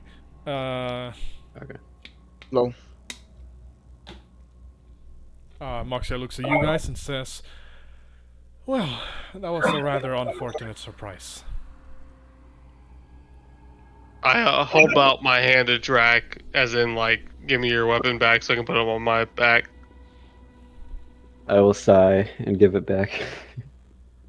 Never get it again, boys. I look at Moxie and I say, that was some hella good fighting. I did not know you were that capable. It was nothing really, just a holdover from my training. Did you use Well, it that's against some us? good training. I think. Yeah, I did actually turn my blades against your friends one time, but let's let bygones be bygones, right? Of course. I We mean, never told him that either. it We wouldn't told be. him shit at all. Yeah, I mean, I don't know what you did to my friends, but, you know, me and you are friends, so, you know, whatever beef you have with them is not with me. To call me a friend I'm is gonna remain silent. a bit of a bold statement, but, well, to each their own. Well, I'm a pretty whistle- bold person, so. Hey, Porunga, real quick. You should probably go heal both of these. With Adina. Yeah, as I'm, like, bleeding from the chest, like, just gushing blood, like. Does this heal look real quick. okay? Throw some dirt on it, you'll be alright. Yeah, some dirt on it. Is this sand or dirt we're around? It's like sand. Seems like, again, it almost appears that this mountain was like part of the island before somehow the water around it drained, but it's still like sand, around it. I tell Porunga, pocket sand. Porunga, what are you gonna do with the information? Come on. Porunga, you know what to do with the information. Come on. I'll grab some sand, Okay, you grab some sand, and what do you do with it? put it in my pocket. Do I have pocket? Okay. You Your grab some sand and put it in your pocket. And I also hand my staff back to Exandri. All right. As you guys are kind of like, I can't grab pocket sand. as you guys are kind of like looking around, seeing all of this, grabbing the pocket sand, making sure the golems are destroyed. There's a couple of seconds that pass. No noise around you. There doesn't seem to be anybody coming your way. That was alerted by the sounds of battle. You believe somehow you're in the clear now. I asked Moxia if she knows what kind of spell was used on these golems, or if she knows if the Cilia will know if we're here based off of the golem's reaction. I'm not sure. If I had to guess, I'll say the golems are a recent addition to the area. You do remember that I said that my sisters are in league with Lutheria. This probably could have been gifts or reinforcements of sorts being sent by her. As for whether they had any way of communicating back to Tessilia, I'm not sure. But if they did, that gives us all the more reason to not waste too much time. Okay. I am going to at least drink a single health potion of my I wonder health who has them potions. all. I wonder. I have 3, but I'm gonna take 1. That's a D6 plus 2, right? Or plus 4? 2d4 plus 2. 2d4 plus 2. 5 plus 2 is 7. Not even close. It's basically one melee attack. So, what do you guys do now? Well, should we continue then? Well, I'm at 45 health, but yeah, I guess if y'all want to continue, I will continue. It's just a flesh wound. I hope your makeup didn't Am run. Yeah, right? Am I still invisible since this whole thing interaction is over now? I mean, you didn't do anything, so... You're in like the last few moments of your invisibility, but I'll say there's still enough time for you to, if you wish to move closer to the door and look what's behind, you'll still be invisible during that. Nah, I'm not moving to the door. Sorry. Nah, it's not. It's not me. I'm not doing that. I'll go to Bouxfhades or Drakgar. One of those two. Nah, I'm in that good. case, after a couple of seconds, Derek's invisibility would vanish. Hi guys. Repass invisibility? Or... I will recast invisibility. I will recast it. No. But first, Are you casting it on yourself this time? You should. yeah, I can cast it myself. Yeah, don't worry about it. Yeah. I can do it. But I wanted to heal Bouxfhades though. That's the thing. But he's so far away. I'm not moving because the last time I moved, there was statues around me, it turned up really badly. If anybody could remember. Yeah. Anybody remember what happened last time? But didn't we take care of... Bouxfhades, get over here. Shut up. 2 people died. Bouxfhades, come over here. Hurry up. I'm gonna heal you. Oh, there we go. Bouxfhades, I think I fixed the damage macro for Toll Dead. Bro, get over here. I can't heal you if I can't touch you. Naggy. Alright. That's what it says. Oh. Within range. Never mind. It works. Never mind. I heal him. I heal him at level 2. I'm coming. I had to word. pee, and I couldn't move my token. Oh my god. He peed over the side of the lake. Got it. Of the water. Your character did. What do you cast to heal Bouxfhades? Healing word. At level 2. Okay. Hold up. Where's it? There it is. Healing word. Healing word or healing ward? Healing word, never mind. At level 2. There you go, buddy. More healing than your actual potion. That's 11 points of health back on you, Bouxfhades. Okay. Alright. That's minus a level 2 spell slot. So he's at level 2. Cool. I have 2. Appreciate it. You're welcome. And then, who has been casting the invisibility on me? I think Porunga cast it last. Yeah, Porunga cast it. Okay, so who has... What's it called? Okay, so now I can cast it. Yes, you can cast it yourself if you wish. Heliope has a version of invisibility, but as she claimed, it's a higher level one that doesn't last as long. Alright, I'm casting invisibility on myself. At yeah, level 2 because it's only level 2 spell. Okay, so where I go? Okay. I have So to you're use now, I have to use a goddamn. you're I now have to use one of invisible again. I have to use one of the instruments to cast it and just do the instrument casting thing. Okay.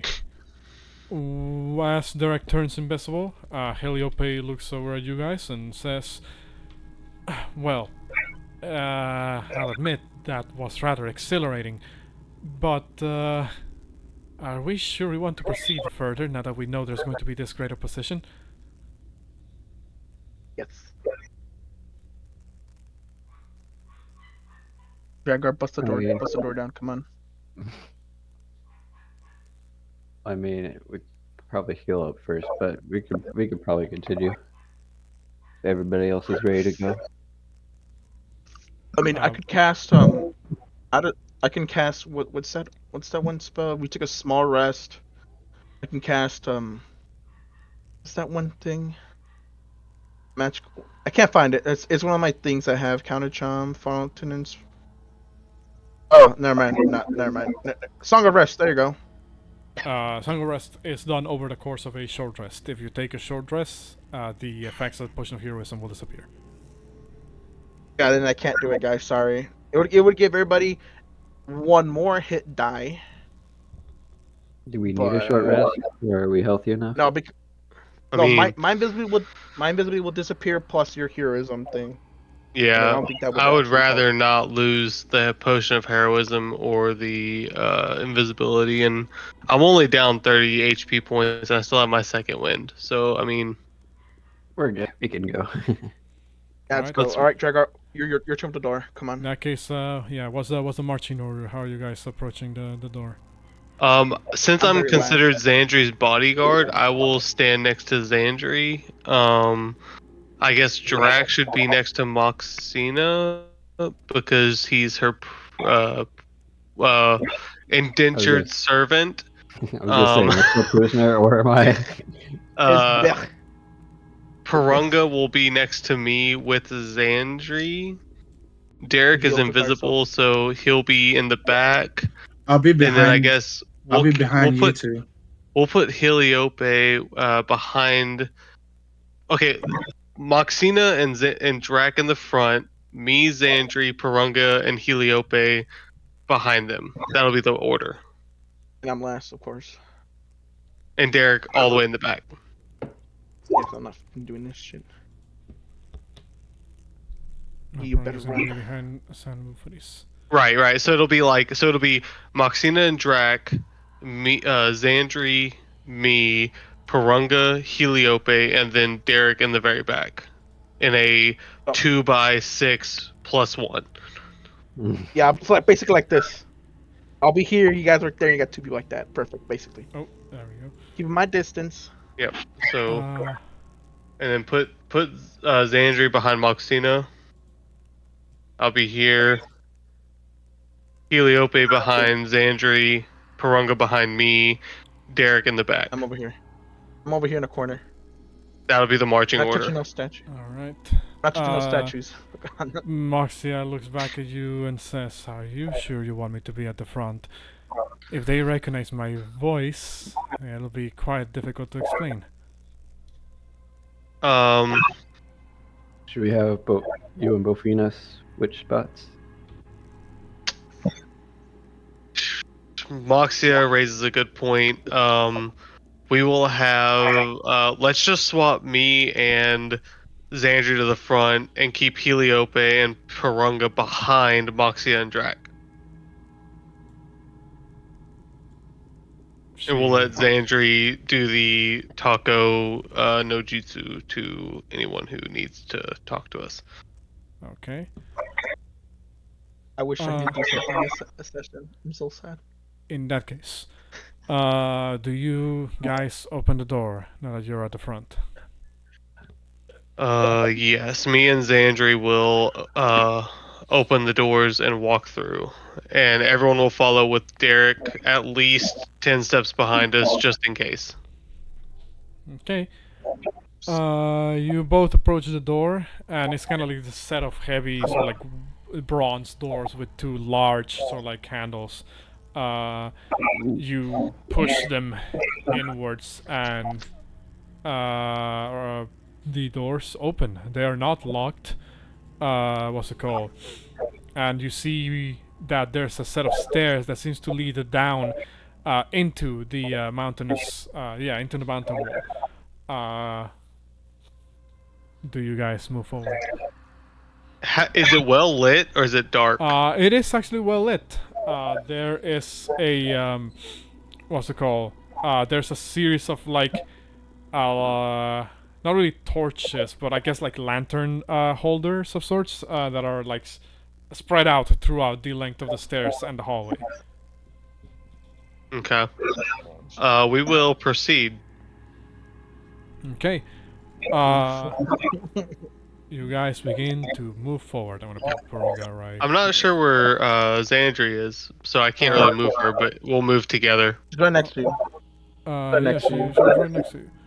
Hold on, Right, did but I we- don't know where she is, like, physically, because she's not talking. Probably dealing with the cat.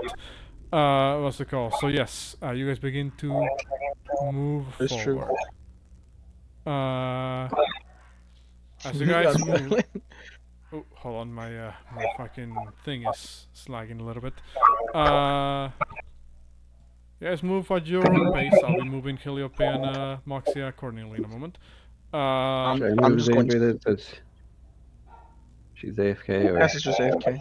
Yeah, she might be She's probably AFK. I'm not sure where she's at. But she should be moving with me, like, side by side, because I'm her bodyguard. Bouxfhades and Alexandri. Oh, stop right there. As you guys begin to descend around this corner, each increment of the steps kind of seems to go down like 10 or so feet. So at this point, you're like almost like 20 feet underground already. What's it called?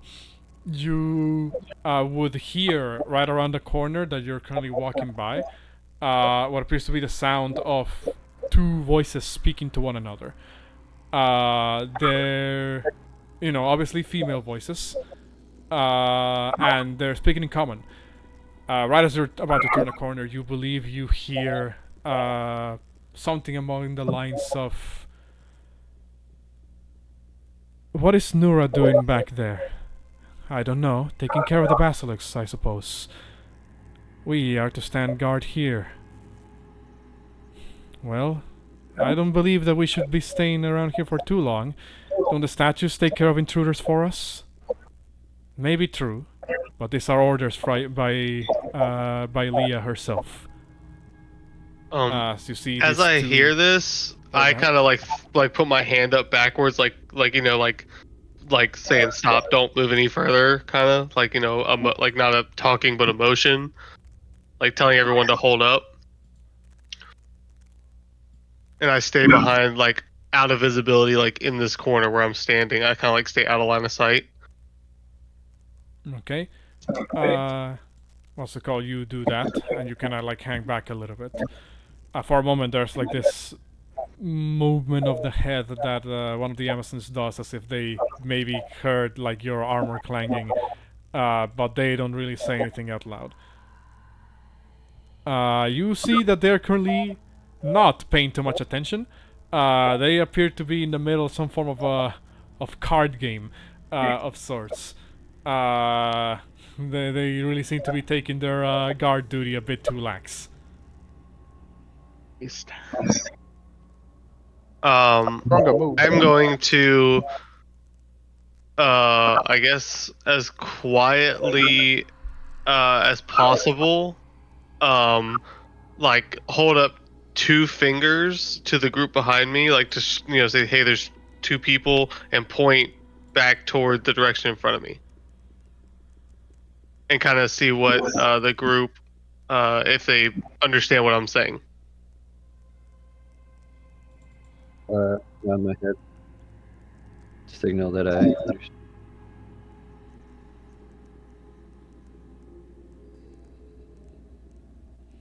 Okay. Should we wait until Xandri comes back before we should continue, or is she- Well, Yeah, actually, because it's- I really want her to, because I'm supposed to be quiet, and it's gonna be kind of hard for me to negotiate with these two if I can't talk. So I kind of need Xandri. Yeah, do sign language. Yeah, you can just say you're mute. Like they shouldn't discriminate, right? What's it called? How Yeah, how could they? PC is this society? It has to Also, be not, PC. not sure if you caught what I said, but what I said you can just say you're mute. What's it called? Right. Whoa, no way, I'm mute. Well, saying something. Whoa. Yeah, where is Cass? It's gonna disappear. She's muted. And I don't know if she knows she's muted. Oh, she said she'll be back in a second. Oh. Oh, hold on. I didn't see that. I didn't see her. Was she say making anything. food? Was she making food while we were talking in the game? Probably. No. Uh, Or, yeah, I don't know. I think she burned her food or something. Just forgot about it the whole time. I mean, hey. Happens. All right. Well, you know. Well, we may just need it in here because I literally, if I'm gonna stick to the vow of silence, I cannot talk. I can't do anything. I mean, I hey, can't do anything either. What time is Yeah, it actually? It's 10. 10 to 19. 19. 10, We 19. are still 30 minutes before session end time because we started a little bit later than usual. Right. Do you guys want to just call this here and we'll see how negotiations go next session? We could, or she said she'll be back in a second, so we could wait a minute. It's I up mean, to we her. can wait a couple minutes and just see what happens if she comes back. Because, I mean, I would like to continue. I don't want to ruin canonically, my vow of silence. I mean, hey. Hello, fellow females. We could. I'll just do I am the magic of editing to make it seem like it was instant. All right. I mean, well, you heard them. A chit chat basically, saying stuff like, "Ah, man, this is kind of boring. Nothing really happens here. The golems just take care of all the intruders. We don't really need to be here for real. What's it called? Chit chat like that. They don't even seem to be paying attention at the entrance. They're kind of focused. They're kind of sat around this small table, like at the corner of the hallway, kind of like playing some sort of card game of sorts. So they're not even really paying attention too much. They're just kind of there sitting down. Okay. They did mention a name, seemingly the one who gave them the order to stand guard, which was another name that you heard before from Moxia, Leah, which appears to be one of her sister's names. Okay. So the group wants me to go up and introduce us? Is that what's going on here? Well, no, I mean, that's what I assume you would do. I told everybody to stop. I held up 2 fingers and pointed down the hallway and looked back at you, waiting for a response. Okay. Gotcha.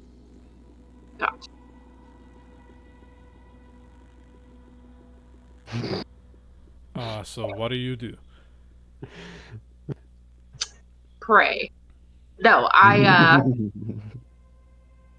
am reading a spell. I do apologize.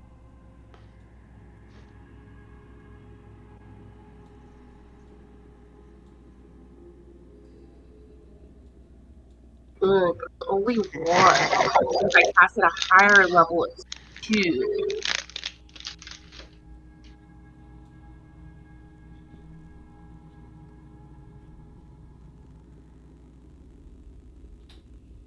I whisper to Boxia, how wide? I'm obviously not whispering right now because I want my microphone to pick me up, but I'm like whispering really quiet.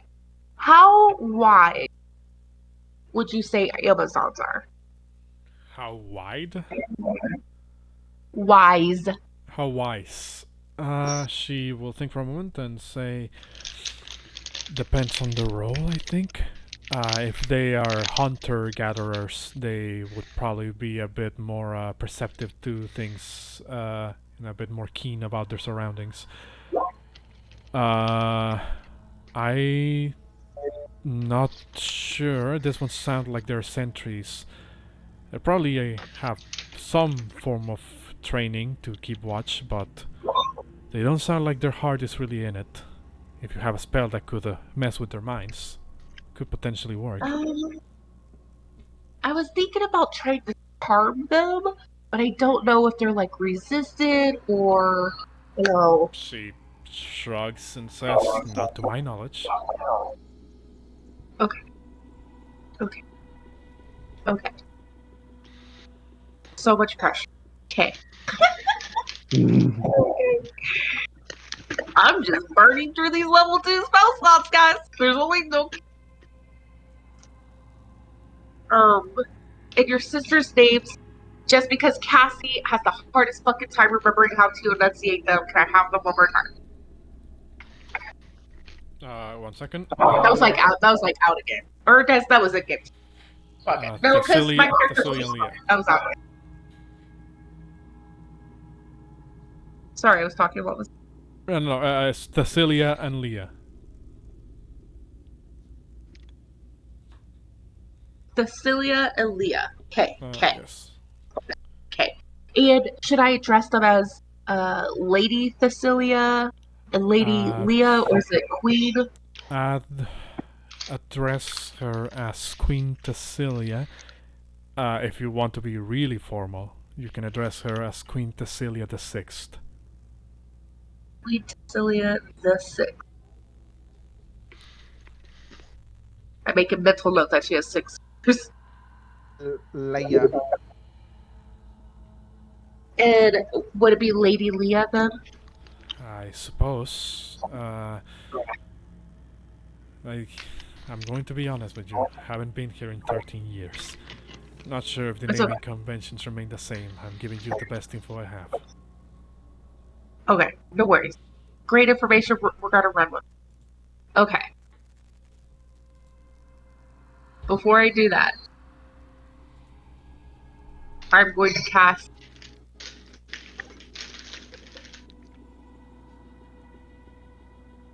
Aid while we're still at the top of the stairs. Okay. So you would have done this while you were still, outside. Yeah. Okay. Yeah, that's fine. Who are you casting this on? It's me, my brother, and Bouxfhades. Okay.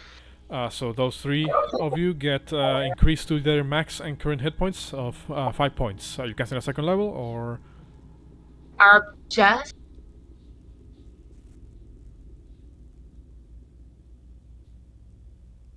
Okay. I could cast it at 3rd. I'll cast it at 3rd so I can keep 1 level 3 slot.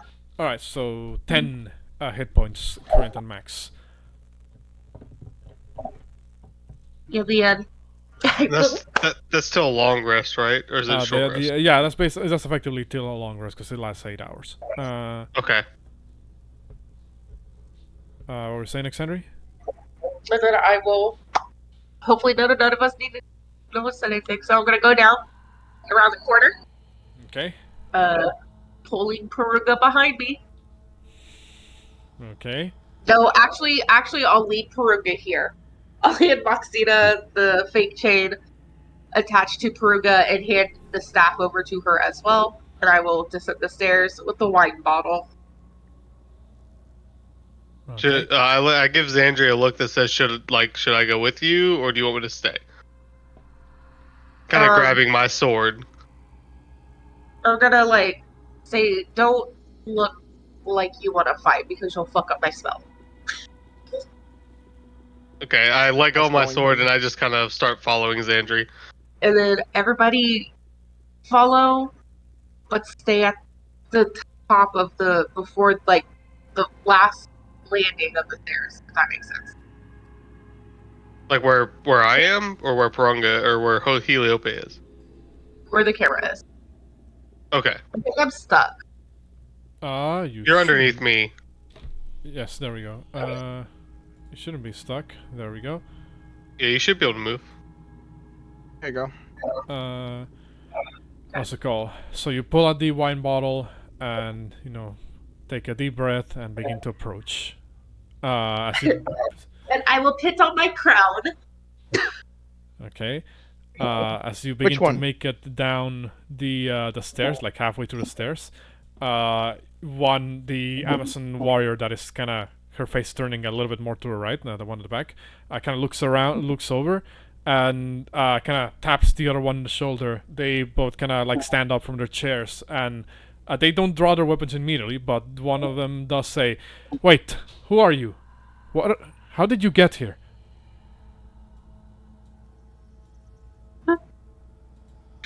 Sorry. We were invited here from the games in Mitros. We're here to see Queen Cecilia VI and Lady Leah. They kind of narrow their eyes. One of them says, "From the games. Did Hatria called you in?"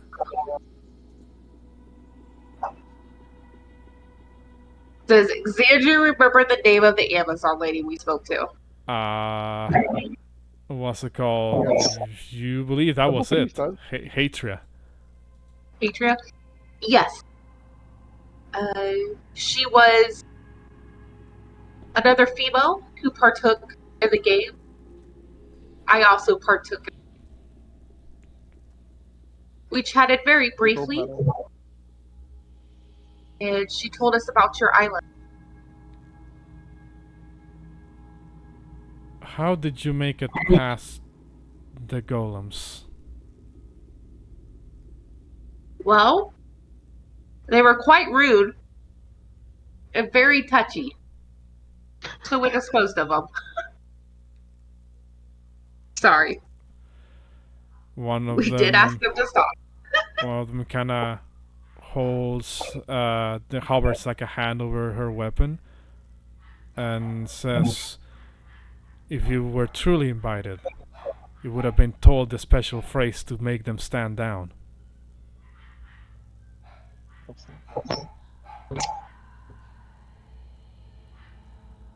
And you see as they kind of seem to be getting ready to draw their weapons, well, the other one that's closer to you says, "Do not try anything. You will be apprehended and brought to Lady Leah. You're in luck. She's been waiting for new company." Can I cast? What are you trying to cast? Can I cast Charm Person at level 2? You can certainly try. I'm gonna roll the two wisdom saves from the Amazon warriors. Wisdom up, come on, wisdom up. My spell DC is 50. What is your wisdom modifier? I don't know. Maybe it is 15. It says spell DC 16 though. Can you tell me what your wisdom is? Because maybe it's calculating the DC a bit wrong in the spell card. See, because the one that I used earlier said 16, and this one says 15. Hold on, my wisdom is +4. +4?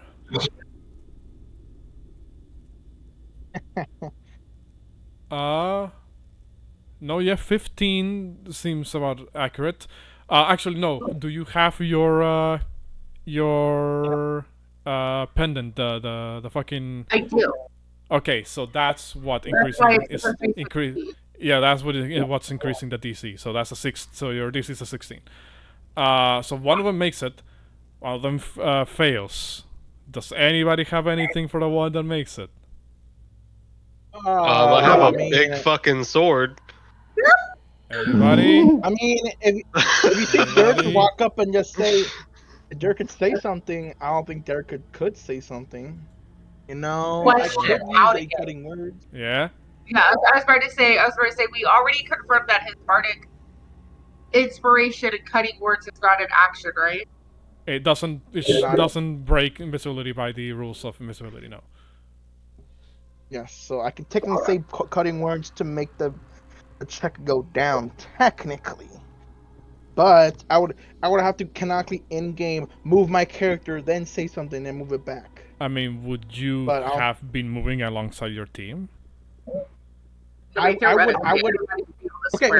Because Derek has been so antsy, for real. He's been antsy since saying a Verdict Bardic inspiration. He's been so antsy. He's been stealthily going around his teammates just because he really wants to do something. Because you heard me saying I really want to do something. He had the feeling that Derek wanted to do something. And in a moment, I see one of them fall in charmed. I feel like maybe the other one didn't work.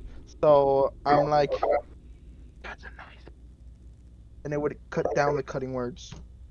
Went down. Okay, Is it in an that case, insult? roll me cutting words. You need a 2 or higher to make her fail. Okay, all right. Let's see. A 1d8. Right. R/R is 1d. Show. Hey, There you let's go. You're welcome. So Xandri casts Charm Person, and it looks like you see like the sort of pink haze of your magics kind of begin to flow into their eyes. You see like one of them kind of like her eyes become a little bit hazy with the magical effect taking place.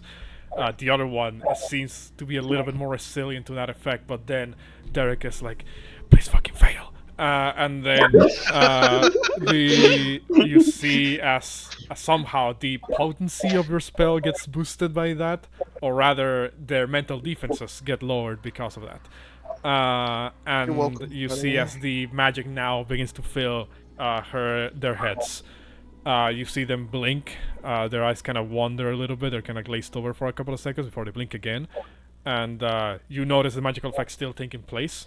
But they are no longer about to like draw their weapons. They kind of look at you, and one of them says, sorry, what were you saying?"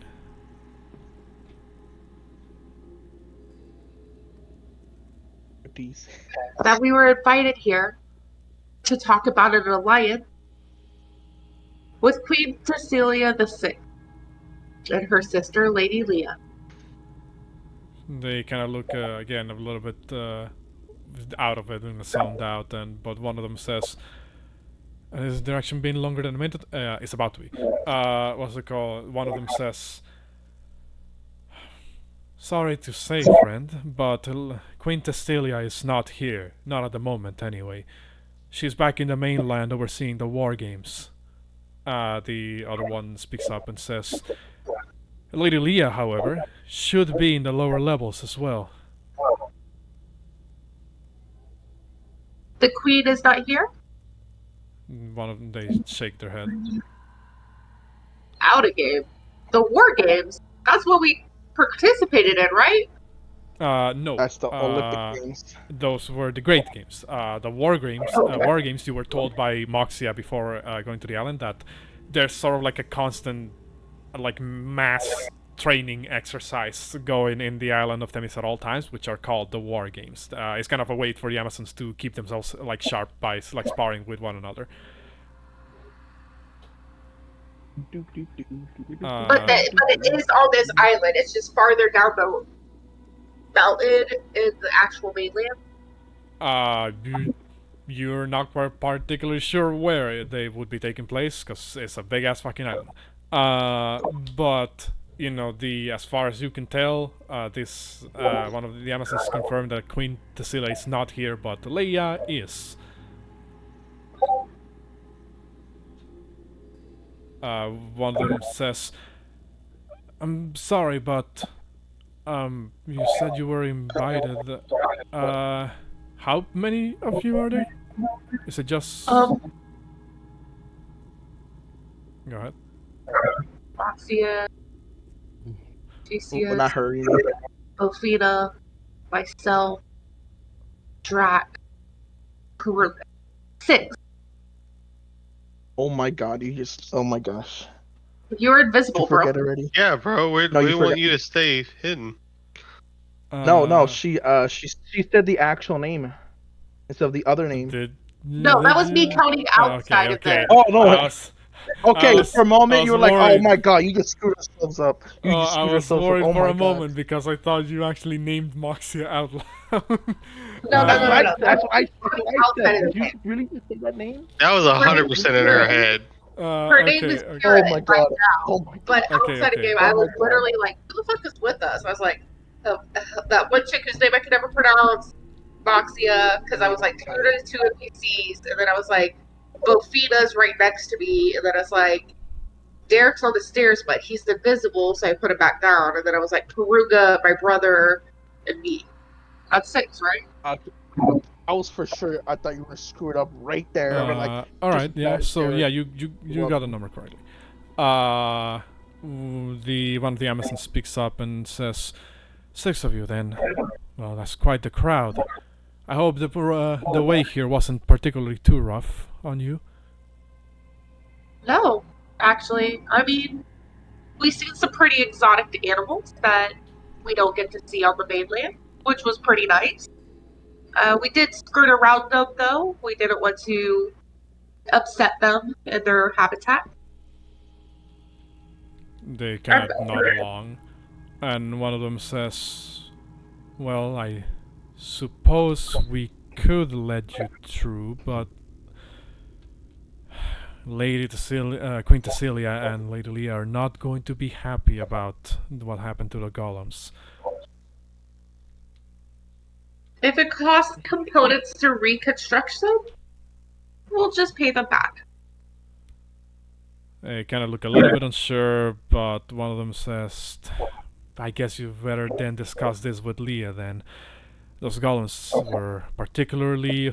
she was particularly fond of those golems. Well... Again, I do apologize. We did not mean to activate them. My guard just simply went ahead of me. And without confirming how to properly deactivate them, triggered them. And once triggered, I did try to look around and see if there was a way to deactivate them, but the sigil had vanished. I did ask them if they could stop, but they seemed to only record what we said. I bow apologetically. They kind of look at you, and one of them kind of just shrugs and says, well, I suppose that'll be a discussion between you and Leah then. You can proceed down this way. She kind of gestures at the hallway next to her. Be careful though, Nura is in the middle of feeding the basilisks, and she's very fond of those beasts. You may not want to bother her too much. What do you say? Who was that? Who? Nura. She mentioned a name. Nura.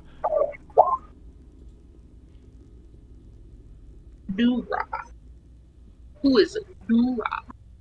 You ask, and she says she's the handler of the basilisks. She raised them as they were her own kids, or her own offspring, basically.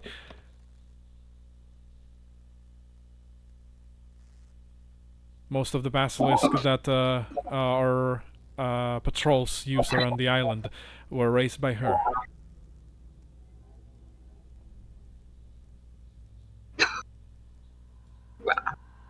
Basilisk paper. How do you spell basilisk? That was an out of game question.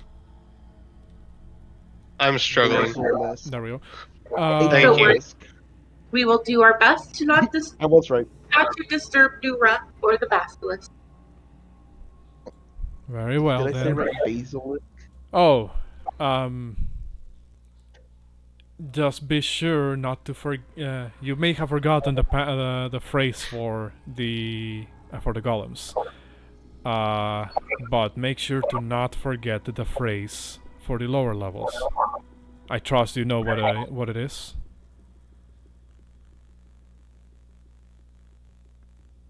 Out again. I was Cassie asked to get the information. You don't want to give away too much info. I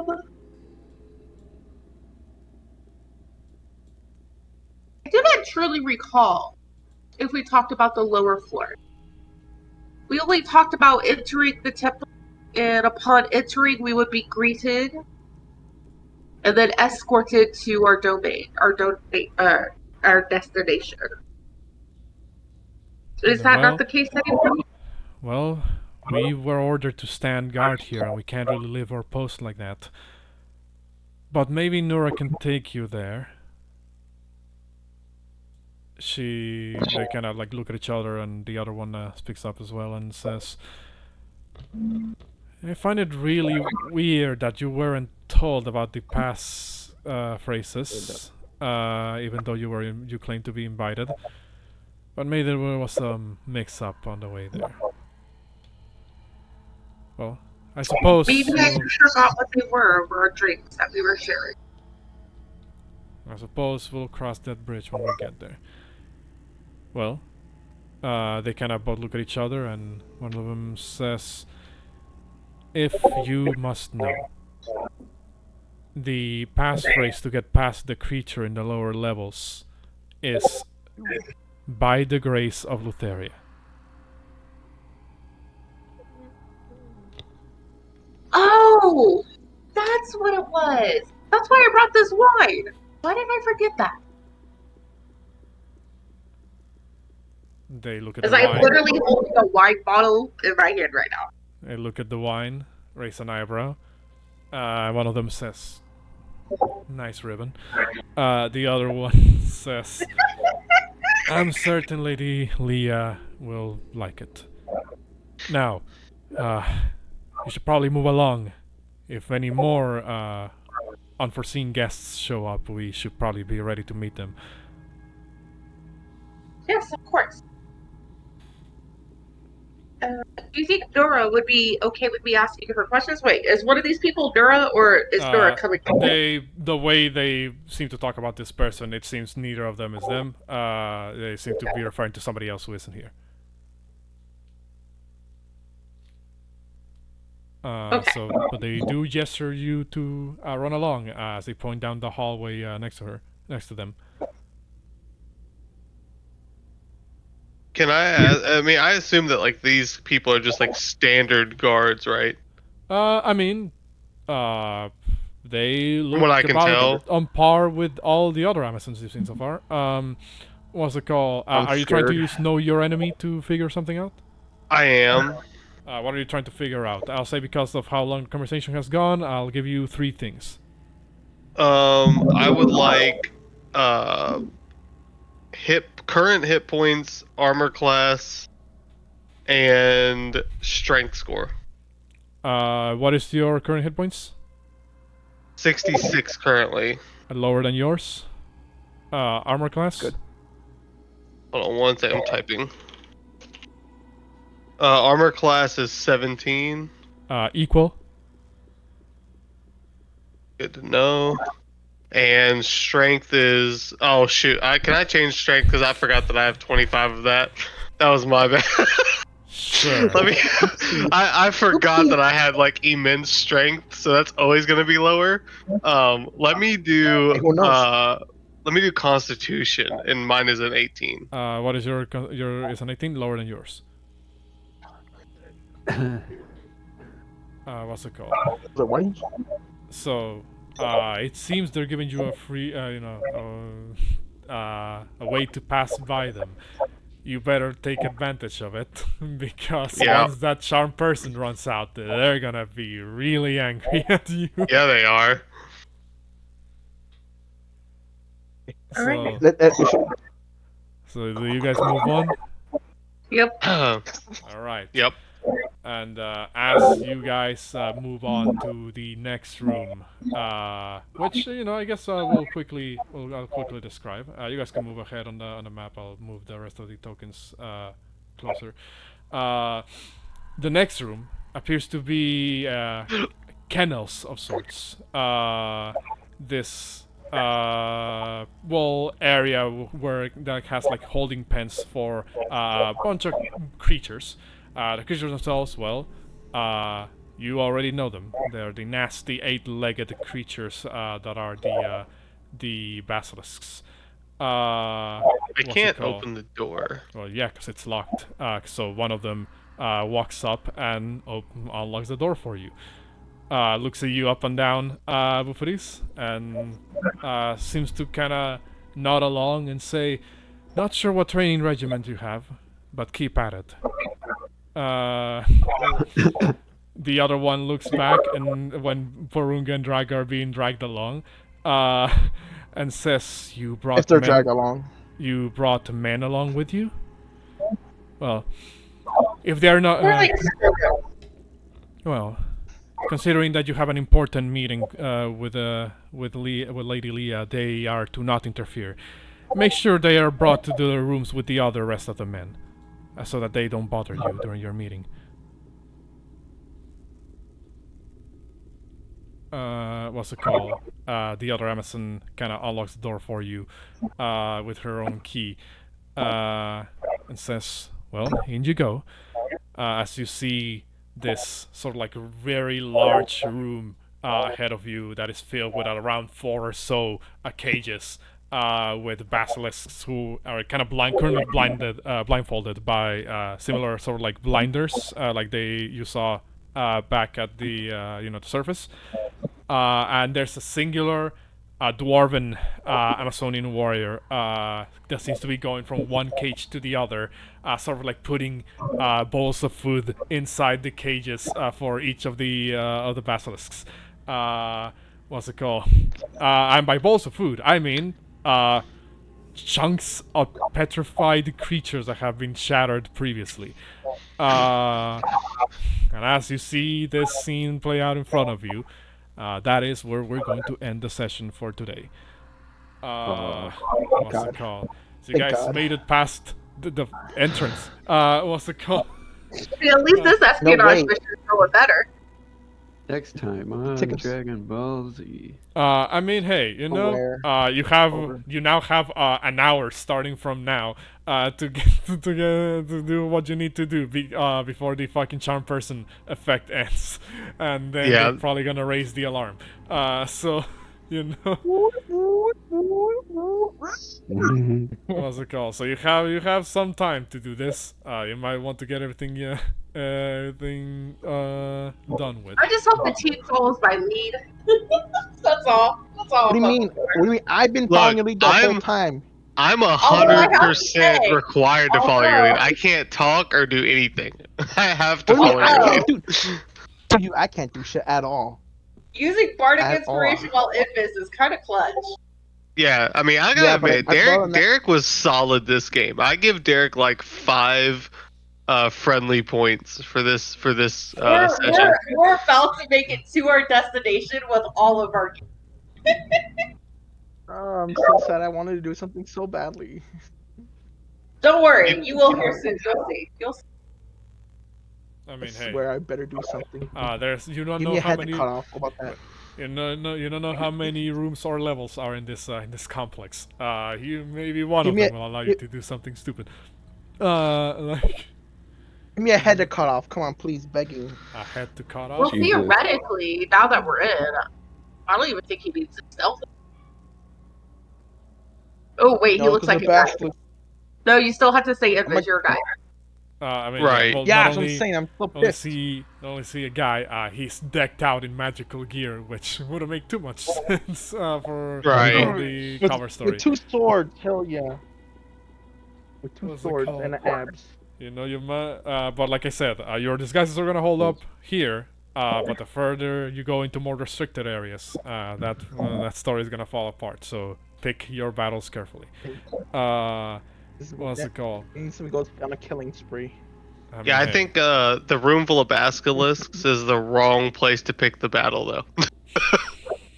Of Just course, saying. I think I felt on like what episode was it? Episode 6 or 7 when I got petrified. I mean, hey. So, So Breathe fire. can I ask a point of information? Can they petrify and unpetrify, or can they just unpetrify? They can unpetrify as well. We established this very early in the campaign, but basilisks secrete a substance from their gullet that is able to unpetrify, rock if it's in their mouth. Obviously, this implies that you're putting the body part into the basilisk's mouth. Right. Alternatively, you can kill the basilisk and then harvest the gullet to brew the oil to be able to use it later on. Eyes rubbed all around. Feels good, man. Funnily enough, like strangely enough, the thing about them being able to be harvested for this particular effect to unpetrify people isn't detailed anywhere in the Dungeon Master's Guide. It is a side note in the stat block for the for the basilisk. So you That know. should be added, to be honest. That should be added. But yes, I mean, hey, that's why I have a handy-dandy extra page where I have all my harvest rules. What's it called? But yes, oh fuck, I forgot to sign us off. Those of you who are watching this on YouTube, please continue following along with the adventures of the Dawnbringers. As next session, they delve deeper into the sacred temple of the Amazons to try and rescue the Janken Brunt and defeat the evil Aliyah, the sister of Moxia, by whatever means they believe are necessary. But with that, that'll be us signing out for now. Until next time.